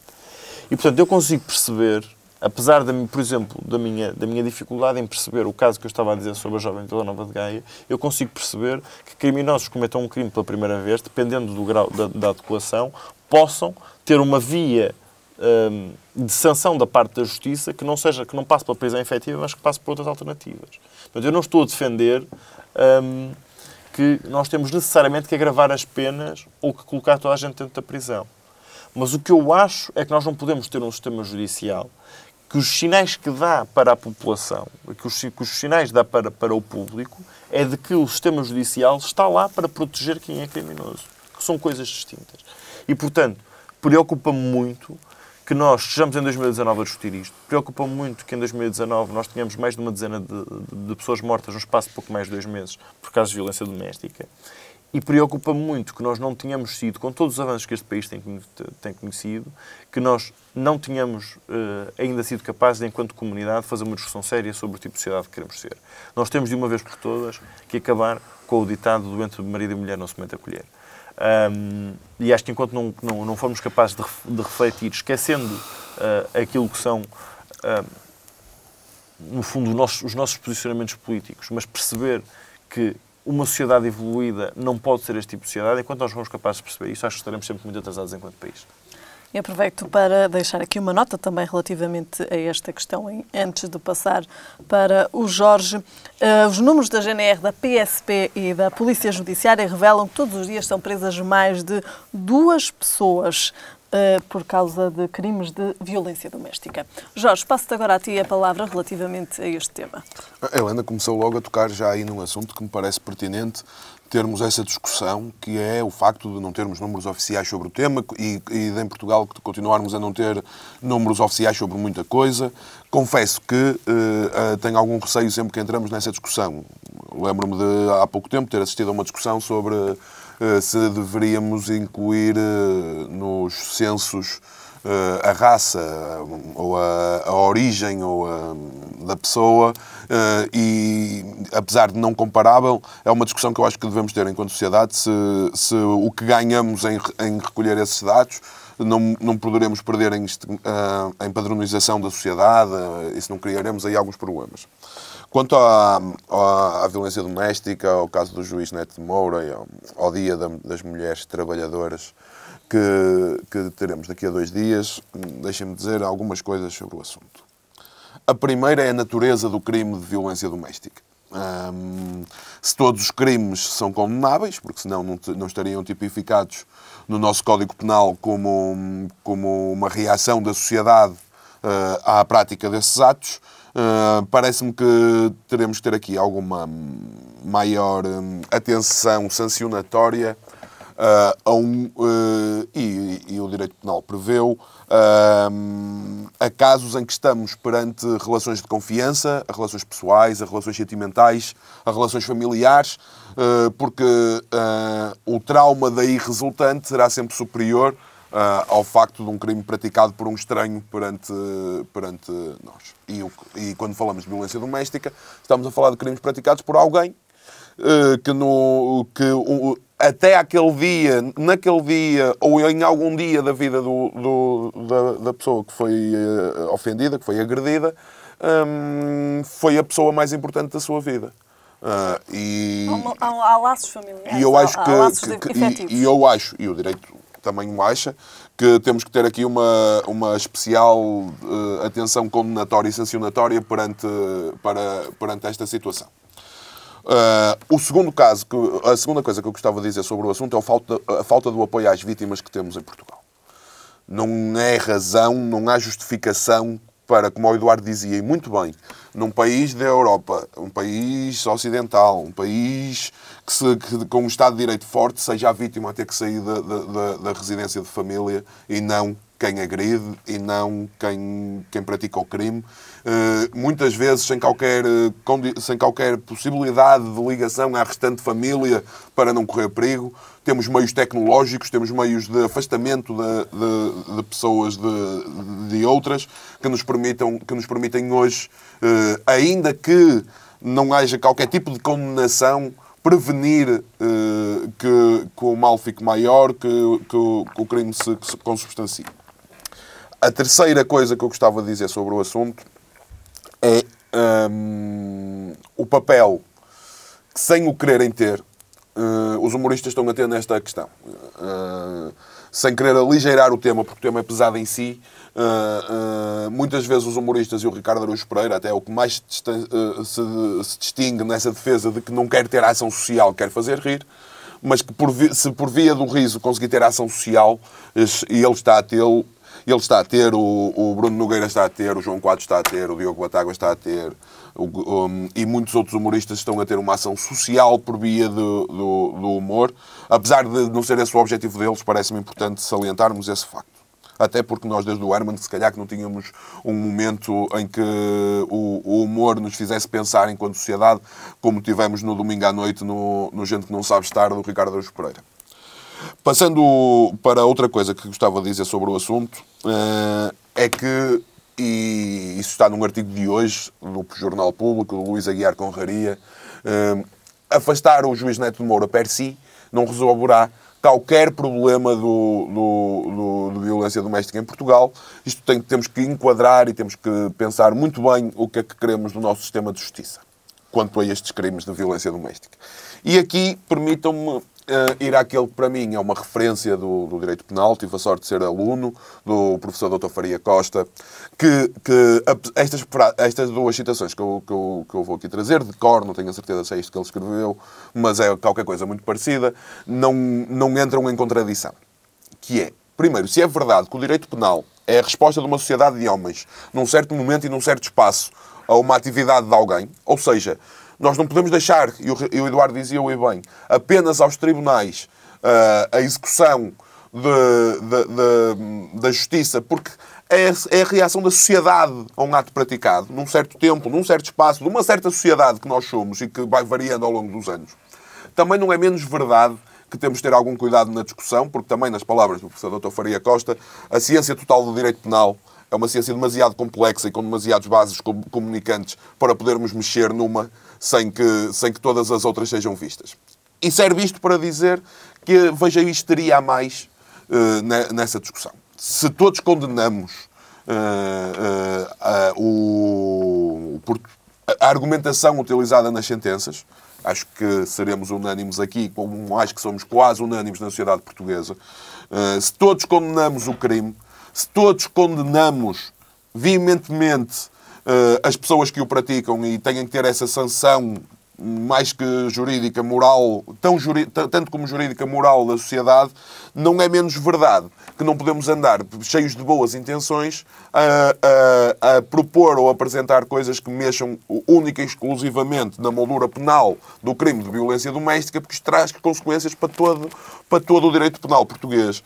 E serve isto, confesso que até estou que me deixa até um bocado chateado o assunto.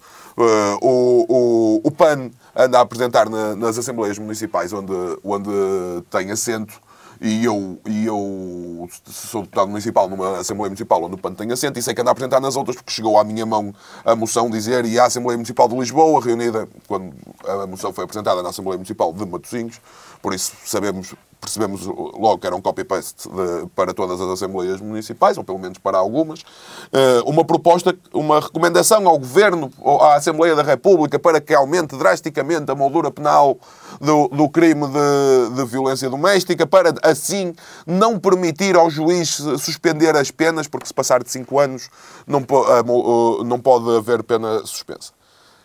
Isto não é a sociedade em que eu quero viver. A sociedade em que eu quero viver, eu quero que seja uma pessoa com o fator humano a decidir se a pena deve ser suspensa ou não. Enquanto humanista, eu não quero que seja o legislador, sem conhecer o caso concreto, em alguns tipos de crime, claro que não estamos a falar de homicídios, e aí, se houver violência doméstica e homicídio, isso já não é possível. Mas eu não quero que em qualquer caso, porque a berraria começaria na violência doméstica e acabaria em qualquer tipo legal de crime, eu não quero que seja o legislador a decidir da Assembleia da República a quem é que a pena pode ser suspensa ou não, a quem é que se destrói uma vida por um erro ou não. Isso tem que ter a componente humana de um juiz a decidir o caso concreto das pessoas concretas, da vida concreta daquelas pessoas, e não para impedirmos a suspensão da pena, aumentarmos a moldura penal, criando uma confusão gigante. E atenção que eu não estou a dizer que não o podemos fazer. Temos é que ter muito cuidado como o fazemos, com uma discussão séria e juridicamente capaz, e não a nível de textos bonitos, embelezados com citações, que em nada contribuem para a resolução do problema daquelas pessoas. Temos que ir para intervalo, vou-te interromper, já voltamos novamente à conversa, voltamos novamente a falar então da moldura penal. Vamos então para um breve intervalo, voltamos já a seguir. Até já.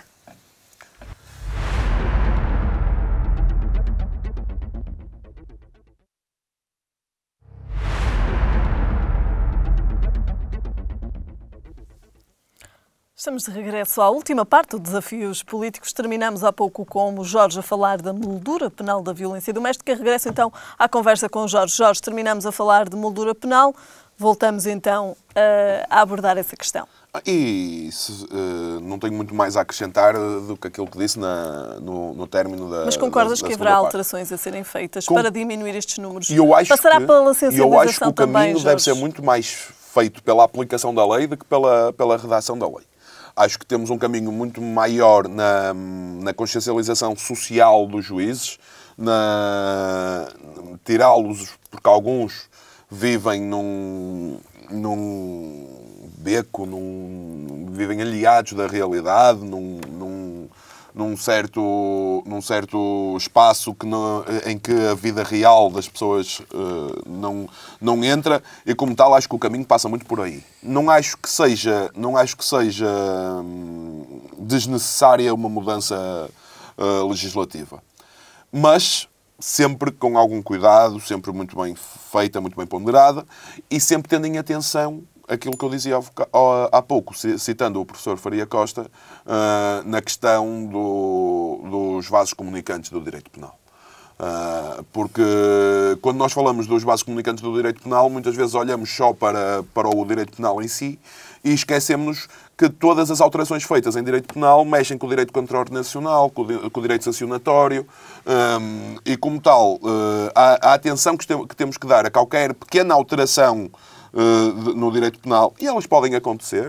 O exemplo há poucos anos tínhamos o consumo de drogas leves tipificado como crime, e hoje passou para a ciência do direito contraordenacional, porque lá está, o direito penal é a reação de uma sociedade num certo tempo, num certo espaço, e a sociedade evoluiu para. Mas essa mudança tem que ser sempre feita e acompanhada com uma revisão e uma atenção a todo o direito penal. Concluía só dizendo o seguinte: enquanto a premissa que o Eduardo falava há pouco, entre marido e mulher não se mete a colher,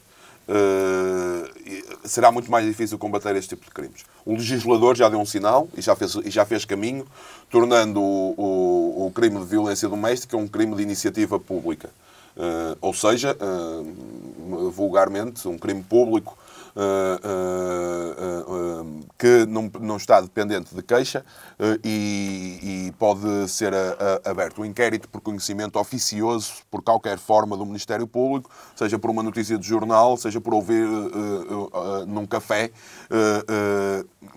O conhecimento oficioso do Ministério Público hoje vigora para os crimes de violência doméstica. E esse é um caminho, acho que foi um passo em frente no combate ao crime de violência doméstica. O passo seguinte será sempre, se calhar, alguma alteração legislativa, sim. Uma consciencialização dos juízes parece-me ainda mais importante, e quem diz dos juízes diz dos magistrados do Ministério Público e diz dos órgãos de polícia criminal, que deixem-me dizer da experiência que tenho, daquilo que conheço, parecem que são os que estão mais consciencializados, os órgãos de polícia criminal e até os órgãos de polícia não criminal, que muitas vezes têm que recorrer têm que ir às ocorrências, são os que estão melhores preparados para responder ao flagelo neste momento em Portugal, mais que os magistrados do Ministério Público ou com os juízes. As nossas polícias são as que estão melhor preparadas, e este é o segundo ponto. E o terceiro será o acabarmos com o entre marido e mulher não se mete a colher, e todos termos uma particular atenção à vida que nos rodeia, porque enquanto cidadãos temos essa obrigação de atenção não só para com a nossa vida, mas também para com a dos outros. Jorge, antes de passar ao Zeca, dizer aqui também, há pouco não referimos ainda esta questão, mas há também aqui outra questão, para além da violência doméstica, que é também a violência no namoro. E os números são também elevados. Ou seja, há aqui também entre os jovens já uma predisposição para esta violência? Confesso que se todos os números no que diz respeito à violência doméstica, bastaria haver um para ser preocupante,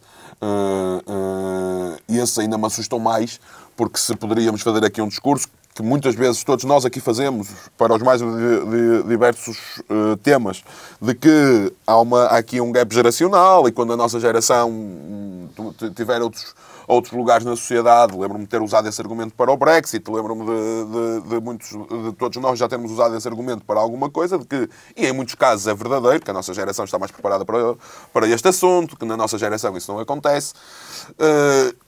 E eu, felizmente, não tenho contacto com essa realidade no meu grupo de amigos, ou pelo menos não me apercebo, no grupo em que me insiro, na sociedade em que me vou movimentando.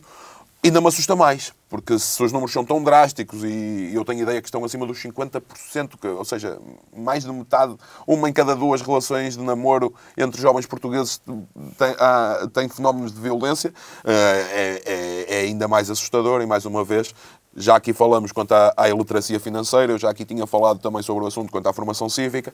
Também parece-me que a escola pode ser um sítio certo para a educação contra a violência. Muito bem. Zeca, passo-te agora a ti a palavra para falarmos da violência doméstica e os acórdãos de Neto Moura. E o dia de luto pelas vítimas de violência doméstica. Eu é precisamente por aí que vou começar, pelo dia de luto. O dia de luto, ninguém pode dizer que é contra o dia de luto, mas é como aquele bife que tem bom aspecto e sabe muito pouco. E um dia de luto não é suficiente. Não é suficiente. O Jorge referiu há um bocado, e não com a profundidade que se calhar seria desejável, a questão do tratamento dos dados. Que é fundamental que o poder político tenha os dados necessários para começar a pensar numa reforma. E isto só em relação ao poder político, porque o poder político não tem grande coisa a fazer em relação a isto.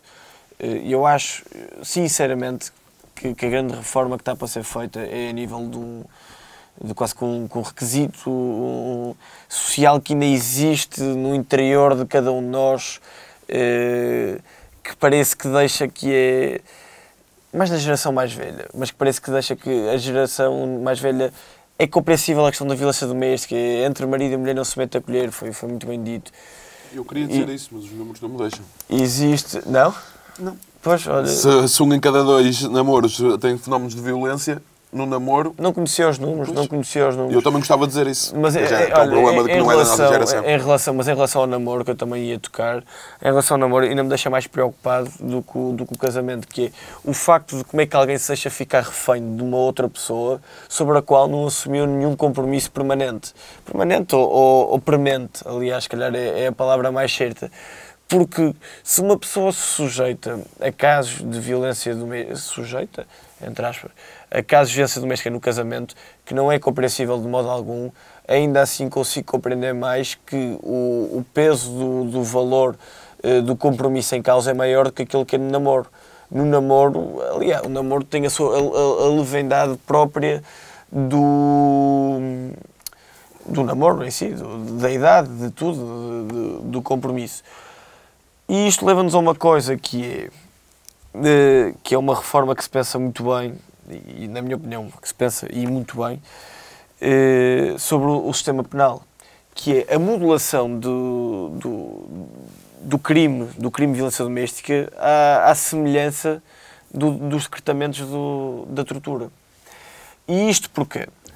Porque a tortura tem requisitos muito próprios para ser aplicados, implica uma coação física, quase que um sequestro moral sobre a pessoa, tem uma dúzia de pressupostos para ser decretada e ser assinada depois em acórdão ou em sentença. E o facto de uma pessoa ficar refém da outra desta maneira indicia de algum modo que isto é um ambiente torticioso, é um ambiente que propicia a tortura. Portanto, a tortura não é só necessariamente física. As pessoas têm a ideia, a tortura, ainda da tortura do Guantánamo, em que os agentes da CIA metem a cara das pessoas na água para ver se eles dizem a verdade. Mas não, há vários tipos de tortura. E a violência doméstica até parece-me, se calhar, um dos maiores tipos de tortura, que é feita com a desculpabilização quase da sociedade.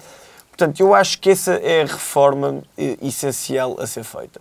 Porque o nosso Código Penal está velho, está antiquado, ainda segue muito aquela lógica dos penalistas antigos, de que o juiz é a boca da lei, como dizia o Montesquieu, ou então o juiz é o automato da lei que segue a sua letra e a sua voz nem é própria, que era o que dizia César Beccaria, que é um penalista muitíssimo conhecido no mundo do direito, e o nosso Código Penal bebe dessa influência. Portanto, eu acho que acima de tudo, é preciso uma reforma penal. Acho que é preciso também uma consciência social, mas é preciso uma reforma penal que obrigue o juiz, não na lógica daquilo que o Eduardo estava a dizer que não queria, da sumarização dos processos, da penalização pura e dura das pessoas que cometem esses crimes, mas que exista uma gravidade, de que os acórdãos não tenham impunemente de uma agressão e furou o tímpano com as mãos, não ser um delito de maior espécie, uma vez que não usa objetos contundentes. Acho que há aqui uma reforma que é preciso ser feita, essencialmente. E nós podemos debatê-la à vontade, mas esta reforma tem de ser feita a altas instâncias, tem de ser feita no mundo académico também. No mundo académico tem de começar por aí. E o poder político, para além do tratamento de dados e da sensibilização política e de alguma pressão que consegue exercer, não tem grande coisa a fazer. E, portanto, é esperar e quase que rezar porque venha uma reforma e que isto mude tudo, porque há uma coisa que é certa. A partir do momento em que quase 50% dos homicídios em Portugal são devido a casos de violência doméstica, bem, acho que temos aí um dado francamente preocupante e que nós temos de pensar muito bem que há muita coisa que está mal, mas esta é uma delas, sem dúvida. Muito bem. Zeca, começo também por ti, passamos agora ao próximo tema, começo por ti a falar-nos de eleições europeias. Expectativas? Expectativas é muito simples. O CDS vai ter um crescimento, para começar. O PSD vai ter um... Em relação a quê? Vai ter um crescimento a quê? Em relação a 2011. Em relação a 2011. Mas em relação a 2000... Quando é que foi o Aliança Portugal? 2015. Sim, também. Em relação a 2015 também vai ter... Não, o Aliança Portugal, pá. Isso é o Portugal à frente. O Aliança Portugal para as europeias. As europeias foi 2015 também? Não foi. Não? 14? 2014. 14. Pronto. 14, ok. Em relação à audiência Portugal também vai ter... Mas aí não consegues separar os votos. Sim, é isso, mas vai ter um crescimento a nível daquilo que é a eleição de deputados. Achas que vais ter mais um eurodeputado? Acho que vamos ter um segundo eurodeputado. Estou confiante. E em relação às eleições europeias, há aqui uma coisa que é muito importante. Aliás, eu vou só tocar aqui em dois assuntos muito rapidamente para também lhes passar a palavra. O primeiro é, isto é umas eleições europeias que vai tirar o trigo do joio e vai separar as águas de quem é ou não é federalista, quem ou não é, quem quer ou não quer mais e mais união. E eu acho que isso vai ser importante. E vai ser importante na direita portuguesa, principalmente, separar esse trigo do joio dos federalistas do PSD, dos integracionistas do CDS. Depois de notar... não federalistas no PSD. Vocês são quase todos federalistas. O vosso candidato... Infelizmente não somos. O vosso candidato dedica todo o livro e todo o estudo a como é que Portugal pode perder a sua própria soberania. Portanto, acho que não... Um malvado desse, não sei como é que votaste nele como cabeça de lista nas últimas. Pois, eu não votei com as mas à partida não votaria. As primeiras eleições que votei foi em 2015. Olha que eu acho que a malta do CDS votou quase toda. Acredito. Nesse malvado. Mas eu não sou a malta toda do CDS, graças a Deus. E o segundo ponto que eu quero tocar antes de lhes passar a bola, que isto é giro, mais giro em debate, é o facto da irrelevância do Partido Comunista Português. O Partido Comunista Português cada vez mais está a perder relevância no panorama político. Tu arriscas-te a fazer esse prognóstico para umas eleições europeias, que é onde o PCP tem sempre maior expressão? Consigo. Vais ver o PCP perder deputados, vais ver o PCP... No máximo um, e mesmo assim fica no vosso patamar máximo. E vais ver o PCP perder mediatismo também. Muito bem. Eduardo, passo-te agora a ti a palavra para falarmos de eleições europeias. Bem, sobre as eleições europeias há muita coisa a dizer. A primeira coisa a dizer, e que eu acho que é relevante, eu acho que cada vez mais, de alguma forma, isso não se sentiu nas últimas eleições europeias, mas eu acho que é importante que se comece a sentir nas próximas. Cada vez mais as pessoas vão conseguindo perceber que há um conjunto de implicações na sua vida cotidiana que resultam das eleições europeias. E as eleições europeias têm, obviamente, e eu consigo perceber isso, porque tenho essa preocupação política também, são eleições que têm uma dificuldade do ponto de vista de representação da vontade direta das pessoas, na medida em que o Parlamento Europeu não tem capacidade, ou melhor, tem, mas muito limitada, a capacidade de iniciativa legislativa. E, portanto, não é o Parlamento Europeu que cabe, na quase totalidade dos casos, a iniciativa legislativa, essa cabe à Comissão, mas a verdade é que não deixa de ser uma representação da vontade das pessoas no Parlamento Europeu, porque, apesar de tudo, as propostas das diretrizes é levada à discussão do Parlamento Europeu. E, portanto, tendo em conta aquilo pelo qual nós passamos ao longo da última década, e também pelo facto de nós estamos no primeiro ano em que vão votar pessoas que só conheceram Portugal na União Europeia e não é da única, e, portanto, eventualmente serão gerações mais despertas também para esta realidade. E, portanto, eu espero, não sei se isto é mais performativo do que premonitório, mas espero que, de facto, o primeiro dado seja o de que nestas eleições europeias teremos mais gente a votar. Isso não é exatamente o mesmo do que considerar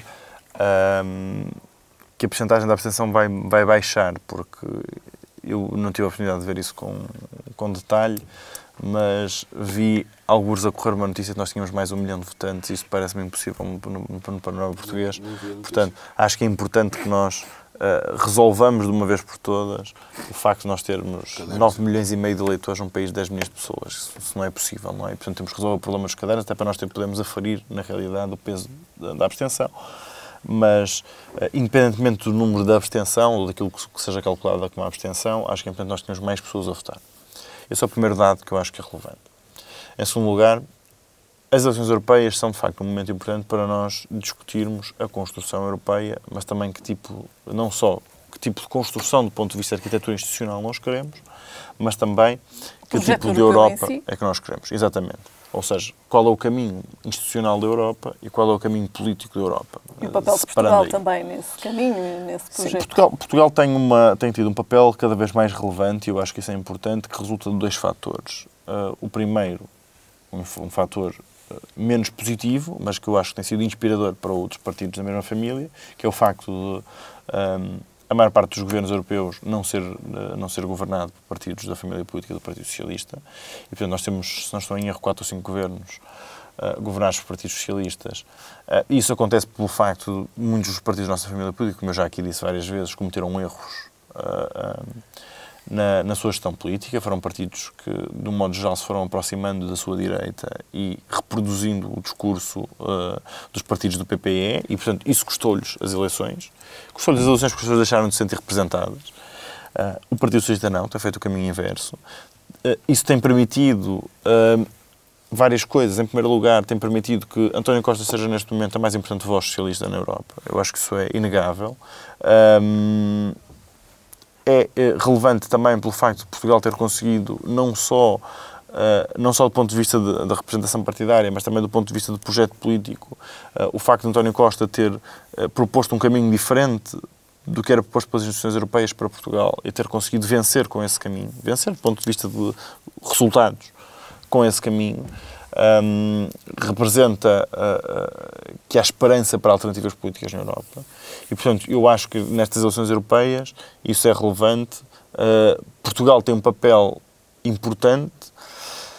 Tem um papel importante não só do ponto de vista da sua representação no Parlamento Europeu, mas tem também uma representação importante do ponto de vista do Conselho Europeu. É óbvio que, e isto é importante que se diga,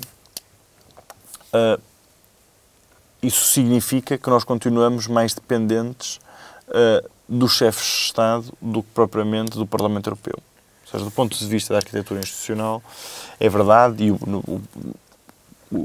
os próprios eurodeputados queixam-se disso, a própria Comissão queixa-se disso, o Conselho tem muito mais importância do que os outros órgãos, e isso é uma dificuldade adicional, porque não só porque não haver transparência no processo de tomada de decisão e discussão, nós não temos acesso às atas e não temos acesso à informação que resulta do Conselho Europeu, apenas às decisões, não temos informação sobre como é que foi a discussão lá feita, sim.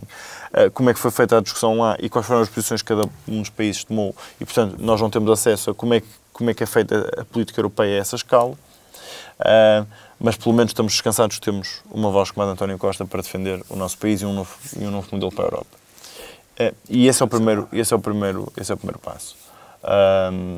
Será certamente muito melhor do que ter uma voz como a de Paulo Rangel ou de Passos Coelho, que em momentos diferentes da história defenderam, ou como defendem hoje, candidatos que pediram sanção máxima para Portugal no caso de incumprimento do procedimento de déficit excessivos. Enquanto vocês estavam portanto, com o Sr. Dilsoboom, não é? Da vossa família política. Muito bem. Nós tivemos... Depois fizeram aquele número e não sei o quê, mas... Estivemos exatamente a retirar o Sr. Dilsoboom, a assumir frontalmente... É de que família política? A assumir frontalmente as divergências. Pois é. Mas tu não podes criticar com a minha família política quando eu fui o primeiro a referir que a minha família política tem estado em crise e referi os motivos pelos quais. Certo, mas... Pronto. E, portanto, quem é que essa crítica não me afeta nada. Quem é que o elegeu? Certamente que não foi o Partido Socialista. O Dijsselbloem era Ministro das Finanças da Holanda e foi eleito pelos seus pares. O Ministro das Finanças na altura não era, quando ele foi eleito a primeira vez, não era... O Ministro das Finanças português ainda não era Centeno? Quando o Dijsselbloem foi eleito não era o Centeno. Na reeleição? Não estamos a falar na reeleição. Na reeleição, e é dessas coisas, que é uma coisa com a qual eu discordo e podemos falar, há uma espécie de código de honra em que não se impede a reeleição. E eu acho isso mal. Também. Acho isso mal. Mas o Partido Socialista, e acho que isso é público, não pode ser acusado, nem o Primeiro-Ministro António Costa, nem o Mário Centeno, como Ministro das Finanças, não podem ser acusados de não terem, em diversos momentos, afrontado as instituições europeias e ter discordado frontalmente das eleições. Foi exatamente o contrário que ele fez. E, portanto, eu não tenho simpatia por ele. Grande. Certamente que estamos bem mais descansados do que gostaríamos no passado recente ou no presente. No presente, com o Paulo Rangel. E, portanto, isso deixa-me descansado do ponto de vista do posicionamento de Portugal na Europa. O que não me deixa descansado é o conflito permanente que nós temos ainda dentro da Europa, em diversas dimensões. E que eu acho que vão ter um papel determinante também nestas eleições europeias. Obviamente que o caso falando especificamente do caso português, não será o Brexit, obviamente, nem será o crescimento de populismos que vai definir o sentido de votos portugueses. O sentido de votos portugueses vai ser definido fundamentalmente quer por aquilo que é o sentimento nacional de confiança nos partidos políticos, isso é normal, quer o que seja o sentimento relativamente ao projeto político apresentado por cada um dos partidos. E, portanto, esses serão os grandes dois determinantes. Mas, e sobre isso, eu acho que o Partido Socialista será claramente vencedor dessas eleições europeias. Acredito que nós conseguiremos eleger 10 deputados. A fasquia tem sido colocada a mais ou menos nos 9 deputados, porque se representa mais um eurodeputado do que nas últimas eleições. Mas eu acho que nós conseguiremos chegar aos 10 eurodeputados. E, fundamentalmente, estou muito contente com a lista do Partido Socialista por vários motivos. Por um lado, porque é uma lista muito equilibrada, é uma lista que tem um cabeça de lista como Pedro Marques, sobre o qual nós já falámos aqui, que é uma pessoa que tem larga experiência no contacto com políticas europeias, com a gestão de fundos comunitários, com resultados muito positivos, e, portanto, que é um candidato muito capaz. Eu não tenho, aliás, acho que, de um modo geral, os partidos políticos nas europeias têm tido bons cabeças de lista, independentemente das minhas discordâncias políticas. Exceção feita ao CDS, porque a existência política de Nuno Melo é para mim uma incógnita, mas o CDS poderá responder por isso. Mas, de facto, acho que quer João Ferreira, Marisa Matias, Pedro Marques, Paulo Rangel, são pessoas que têm qualidade, que são bons intervenientes políticos e que representarão bem Portugal nas suas diferentes sensibilidades políticas. E, portanto, acho que Portugal tem cumprido bem, desse ponto de vista, colocar alguns dos seus bons candidatos na Europa. Mas estou muito contente com a lista do Partido Socialista. É uma lista que valoriza, é uma pessoa que valoriza a renovação, em primeiro lugar. Mantém-se Silva Pereira e mantém-se Carlos Zorrinho, que são, apesar de tudo, eurodeputados que têm feito um trabalho dentro dos S&D muito reconhecido, mas a verdade é que há fundamentalmente uma renovação. Não havendo uma renovação total, obviamente, porque também isso permite alguma estabilidade do funcionamento e até a transição entre gerações de pessoas no Parlamento Europeu, porque é uma transição que não é muito fácil, a verdade é essa, mas a verdade é que, de um modo geral, a lista renova-se. Renova-se com quadros técnicos e políticos de qualidade e experiência, como Maria Manuela Leitão Marques ou Margarida Marques. São pessoas com um forte currículo político em temas que extravasam a realidade nacional. Margarida Marques, técnica da Comissão Europeia e foi chefe da representação portuguesa da Comissão Europeia em Portugal e secretária de Estado. E a Maria Manuela Leitão Marques com um percurso académico reconhecido e também governamental reconhecido em questões que extravasam também o âmbito nacional e, portanto, que dão grandes garantias. E depois, por outro lado, com um conjunto de novas pessoas que eu acho muito importante aqui. A lista do Partido Socialista, em particular, deixa-me muito descansado por nomes como o de Sara Cerdas, que representa uma mudança geracional grande em relação aos normais candidatos do Partido Socialista. Uma jovem médica de saúde pública, doutoranda, de 29 anos, da Madeira, pelo João Duarte Albuquerque, o 11º candidato, que ainda vai a tempo também de entrar, se as coisas correrem de forma um bocadinho mais otimista do que eu espero, e que é presidente da Young European Socialist. Aliás, que eu acho, não sei qual será o lugar, mas temos os dois presidentes das duas maiores juventudes políticas à escala europeia, que era o João Duarte Albuquerque, que era a Lídia Pereira. Tenho o prazer de conhecer os dois e que são certamente bons candidatos. Lá está, com as suas diferentes sensibilidades políticas. Para terminar, e depois também com a Celeste Martinho, também indicação da Juventude Socialista, que me deixa muito contente. E, portanto, eu acho que temos aqui uma ótima lista. Mas, acima de tudo, o que é mais importante para mim, do ponto de vista global das eleições europeias e do que vai acontecer, eu estou pessimista em relação àquilo que pode ser o resultado, portanto, esquecendo os determinantes do voto dos portugueses, estou pessimista em relação àquilo que pode ser o resultado global das eleições europeias. Acho que vamos ter, e isto tem sido apontado nas diversas sondagens, vamos ter o crescimento de movimentos populistas, especialmente da extrema-direita e ultranacionalistas no Parlamento Europeu, que, aliás, o Parlamento Europeu tem servido do ponto de vista, não só em Portugal, do ponto de vista nacional, tem servido como uma expressão de voto de indignação, e isso tem permitido que partidos como, por exemplo, a Frente Nacional tenham tido no Parlamento Europeu o seu berço, na medida em que lhes permite ter meios, estrutura e etc. partidária para depois fazer política nacional.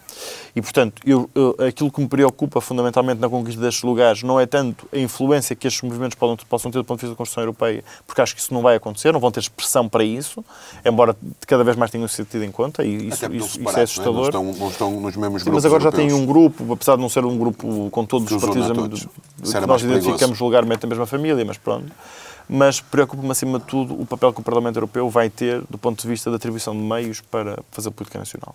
E, portanto, eu acho que o grande desafio europeu para o próximo mandato é, de uma vez por todas, repensar as instituições europeias, independentemente de nós sermos mais ou menos federalistas, mas pelo menos de permitir maior democraticidade. O Parlamento Europeu tem que passar a ter a iniciativa legislativa e o Conselho Europeu, se tiver que funcionar um Conselho Europeu, tem que passar a funcionar com outras regras de transparência. E depois que a Europa seja, de facto, um bloqueio à extensão destes movimentos, e acho que é importante que os próprios países tenham aqui um papel importante do ponto de vista de fiscalização destes eurodeputados. Ou seja, as populações não podem continuar a ter eurodeputados que não são fiscalizados, como foi o caso português de Marinho Pinto, por exemplo, do qual não se conhece um trabalho, mas que, noutro caso, é muito mais perigoso porque são movimentos como o Vox ou a Frente Nacional. Muito bem. Jorge, passo-te a ti a palavra relativamente às eleições europeias, depois de já termos ouvido o Zeca e o Eduardo. Tenho aqui algumas coisas que queria dizer, mas queria começar por, infelizmente, ainda não sei em que lugar na lista, ao contrário do Eduardo, que já tem a lista publicada, não sei em que lugar é que a Lídia irá, mas se a política é representação, se a política é escolhermos aqueles que nós queremos que nos representem em determinado sítio, dizer que não poderia estar mais feliz, mais confiante na pessoa que a JSC escolheu para a representar na lista do PSD às eleições europeias, de que a Lídia Pereira. A Lídia tem um currículo pessoal, profissional, académico e político aos 28 ou 29 anos, completamente imaculado. Poucas vezes me senti tão entusiasmado em escolher um representante como na escolha da Lídia Pereira, líder do IEP, da Juventude do Partido Popular Europeu, da maior juventude partidária europeia. Nunca me senti tão entusiasmado na escolha de um representante como na escolha da JSD para indicar ao PSD como sua candidata, da Lídia Pereira. Espero, e se não acontecer, cá estarei para criticar, num lugar mais que elegível, porque mais do que a juventude portuguesa, que é mais europeísta que as gerações anteriores, merecer ter os seus representantes, e o PS, como vimos, também está a fazer esse caminho, o currículo pessoal, profissional e académico da Lídia e até a importância europeia dela no IEP e mesmo no PPE via IEP são uma grande mais-valia para o PSD, para a JSD, mas para todos os jovens portugueses com a sua capacidade de influência junto do PPE como líder do IEP. Dito isto, antes de falar das europeias em si, ir ao repto do Eduardo quanto ao pedido de sanções do Manfred Weber para Portugal. Estou mais do que à vontade para falar do assunto, lembrar-se-ão, já aqui disse que não seria a minha escolha e já critiquei o PSD por o ter apoiado em detrimento do Alexander Stubb. Mas não é por uma mentira ser dita 1000 vezes que ela passa a ser verdade, e o Manfred Weber apenas o que fez foi, numa altura em que várias forças europeias pediam sanções para Portugal, acrescentou a esse, como líder do PPE no Parlamento Europeu, disse muito bem, ok, que podemos ter sanções para Portugal, mas queremos também para a França. E isso sim, e Portugal não teve sanções exatamente porque o líder parlamentar do PPE exigiu aquilo que qualquer pessoa de bem pode fazer. Não é só à esquerda que existe revisionismo histórico. Exigir, foi exatamente isto que o Alfredo Weber fez, foi exigir igual tratamento para a França e para Portugal, e se nesse ano não tivemos as sanções, foi porque o líder do maior grupo do Parlamento Europeu exigiu o mesmo tratamento, aquilo que qualquer pessoa de bem o fará, para situações iguais, tratamento igual. Indo ao que espero e ao que desejo tanto para a campanha como para as eleições em si, começando pelas eleições. As eleições, eu estou convencidíssimo que o PSD ganhará as eleições europeias. Permitam-me o otimismo. Mas é um otimismo consubstanciado na história do meu candidato em relação à história dos outros candidatos. Primeiro, já ganhou umas. E sabe como o fazer. Segundo, já arrancou para uma campanha completamente aniquilado, morto, muito abaixo nas sondagens que estava hoje, e acabou a poucochinho do Partido Socialista. Hoje parte muito mais perto nas sondagens do Partido Socialista do que partia para a última campanha europeia. E se na última campanha europeia partia tão distante e acabou a 3%, isto só pode fundamentar o meu otimismo de que o Paulo Rangel em campanha e com a empatia que ele traça com os portugueses, que dão sinónimo nos resultados eleitorais, que ele tem para mostrar e que os outros candidatos não o têm, como cabeça de lista, que acredito muito que o PSD ganhará as eleições europeias e que conseguirá um resultado que surpreenderá muita gente, como surpreendeu o último das últimas europeias, como surpreendeu o de 2009. Paulo Rangel já nos habituou a surpreender nas eleições europeias. Quanto a um ponto que o Eduardo tocou e que na lista do PSD eu acredito também que seja verdade, dar a importância à manutenção durante algum tempo dos eurodeputados. O Paulo Rangel, sabemos, temos a certeza, apesar de ainda faltar de ser sufragado pelo povo, será reeleito para o seu terceiro mandato. Acredito que o José Manuel Fernandes também será reeleito eurodeputado. Tenho ideia que possivelmente mais um eurodeputado do PSD se manterá. Pelo menos mais um. E esta longevidade misturada com alguma renovação, que eu espero nas pessoas da Lídia e de outros quadros que se apresentam, o Hugo Lopes, presidente da Distrital de Castelo Branco da JSD, a indicação do PSD Distrital de Castelo Branco como candidato a eurodeputado. Acredito que nestas pessoas consigamos fazer uma renovação. Mas a manutenção, durante algum tempo, de eurodeputados portugueses no Parlamento Europeu é fundamental para o país. É fundamental para o país pelo ganho de importância e pelo ganho de conhecimento do funcionamento do Parlamento Europeu ao longo dos anos. Paulo Rangel é hoje vice-presidente do PPE, é vice-presidente da bancada do Partido Popular Europeu no Parlamento Europeu. O José Manuel Fernandes lidera uma das comissões mais sensíveis, lidera a negociação pelo PPE de uma das comissões mais sensíveis para Portugal no que toca ao Parlamento Europeu, que é da Comissão da Finanças e Fundos. Como tal, só esta manutenção dos eurodeputados por algum tempo no Parlamento Europeu pode dar este ganho de escala a eles próprios e graças ao trabalho deles, a Portugal no Parlamento Europeu. Quanto às eleições europeias, quanto à campanha para as eleições europeias, um desejo. O desejo de que se discuta muito mais a Europa e muito menos a política interna, que é um péssimo hábito português, eu confesso, não sei se é só português, mas um péssimo hábito português de nunca se discutir a Europa e passarmos a campanha a discutir casos e casinhos internos, em vez de estarmos a discutir que competências queremos que o Parlamento Europeu tenha, e eu quero que tenha muitas, que competências é que a Comissão Europeia deve ter, e eu quero que tenha muitas, que competências é que devemos retirar ao Conselho, e o poder de veto salta-me logo à vista. Que integração é que devemos ter? O que é que vamos fazer em relação às grandes empresas e aos grandes monopólios digitais? Se os devemos taxar ou não, só à escala europeia conseguimos garantir que uma força que consiga taxar Apples ou Googles, coisa que nenhum Estado tem força per si para o fazer, como vimos no caso irlandês. Que competências é que queremos dar ao Parlamento Europeu e à Comissão Europeia a nível de inovação? Se queremos apostar, e já aqui tivemos também essa discussão, em 12 ou 13 campos de inovação, ou apostar em 3 ou 4, que é a ideia do Carlos Moedas, mandatário do PSD para estas eleições e atual comissário.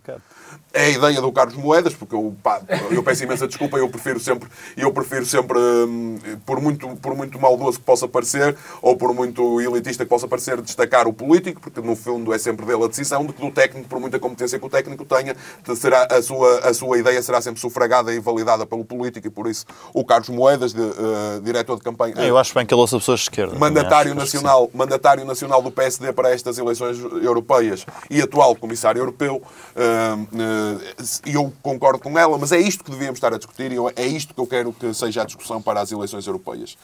E tenho medo que não seja, também não fugindo ao debate, por alguns impulsos do meu partido de crítica ao governo. Por muito que eu não gostasse que assim fosse, acho que o será.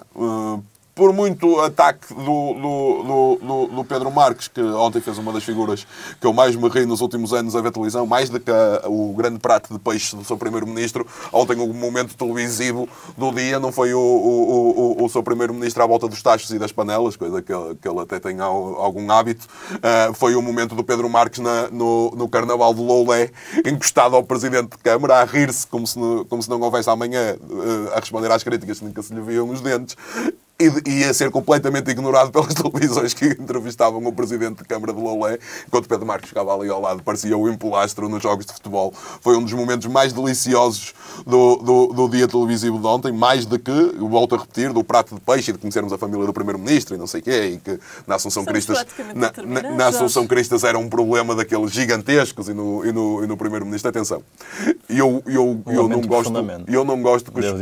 não gosto que os políticos vão a programas da manhã, mas se o meu líder lá for, parece-me um caso. Porque o líder é um chato. Não parece que seja não parece que seja um caso. Não parece. Não sabe estar. Tu viste o teu líder a recusar as laranjas, com uma laranja boa, e o que é que sabe? Ele tem vitamina C. Que chato homem. É um homem produtivo, é um homem que vê sempre as consequências das coisas. Para que é que ele está a comer aquilo? Porque tem vitamina C e faz bem. Só chato é como pôr votos do PC. A conclusão é que nem o Rui Rio gosta de laranja. Ele não gosta de nada. Não, mas da caldeirada de peixe do Primeiro-Ministro ele gosta. Eu acho que ele não ia lá fazê-las. Mas se não me importava de comer a cataplana do eu não estarei aqui a criticar. Não no programa da manhã. Jorge, temos de terminar, vamos terminar. Terminamos hoje. Só dizer que a cataplana do Primeiro-Ministro parece-me bem mais apetitosa que o arroz de atum da Assunção Cristas. Terminamos hoje a falar de eleições europeias. Já sabe, marcamos encontro novamente na próxima semana. Até lá, tenha uma boa semana.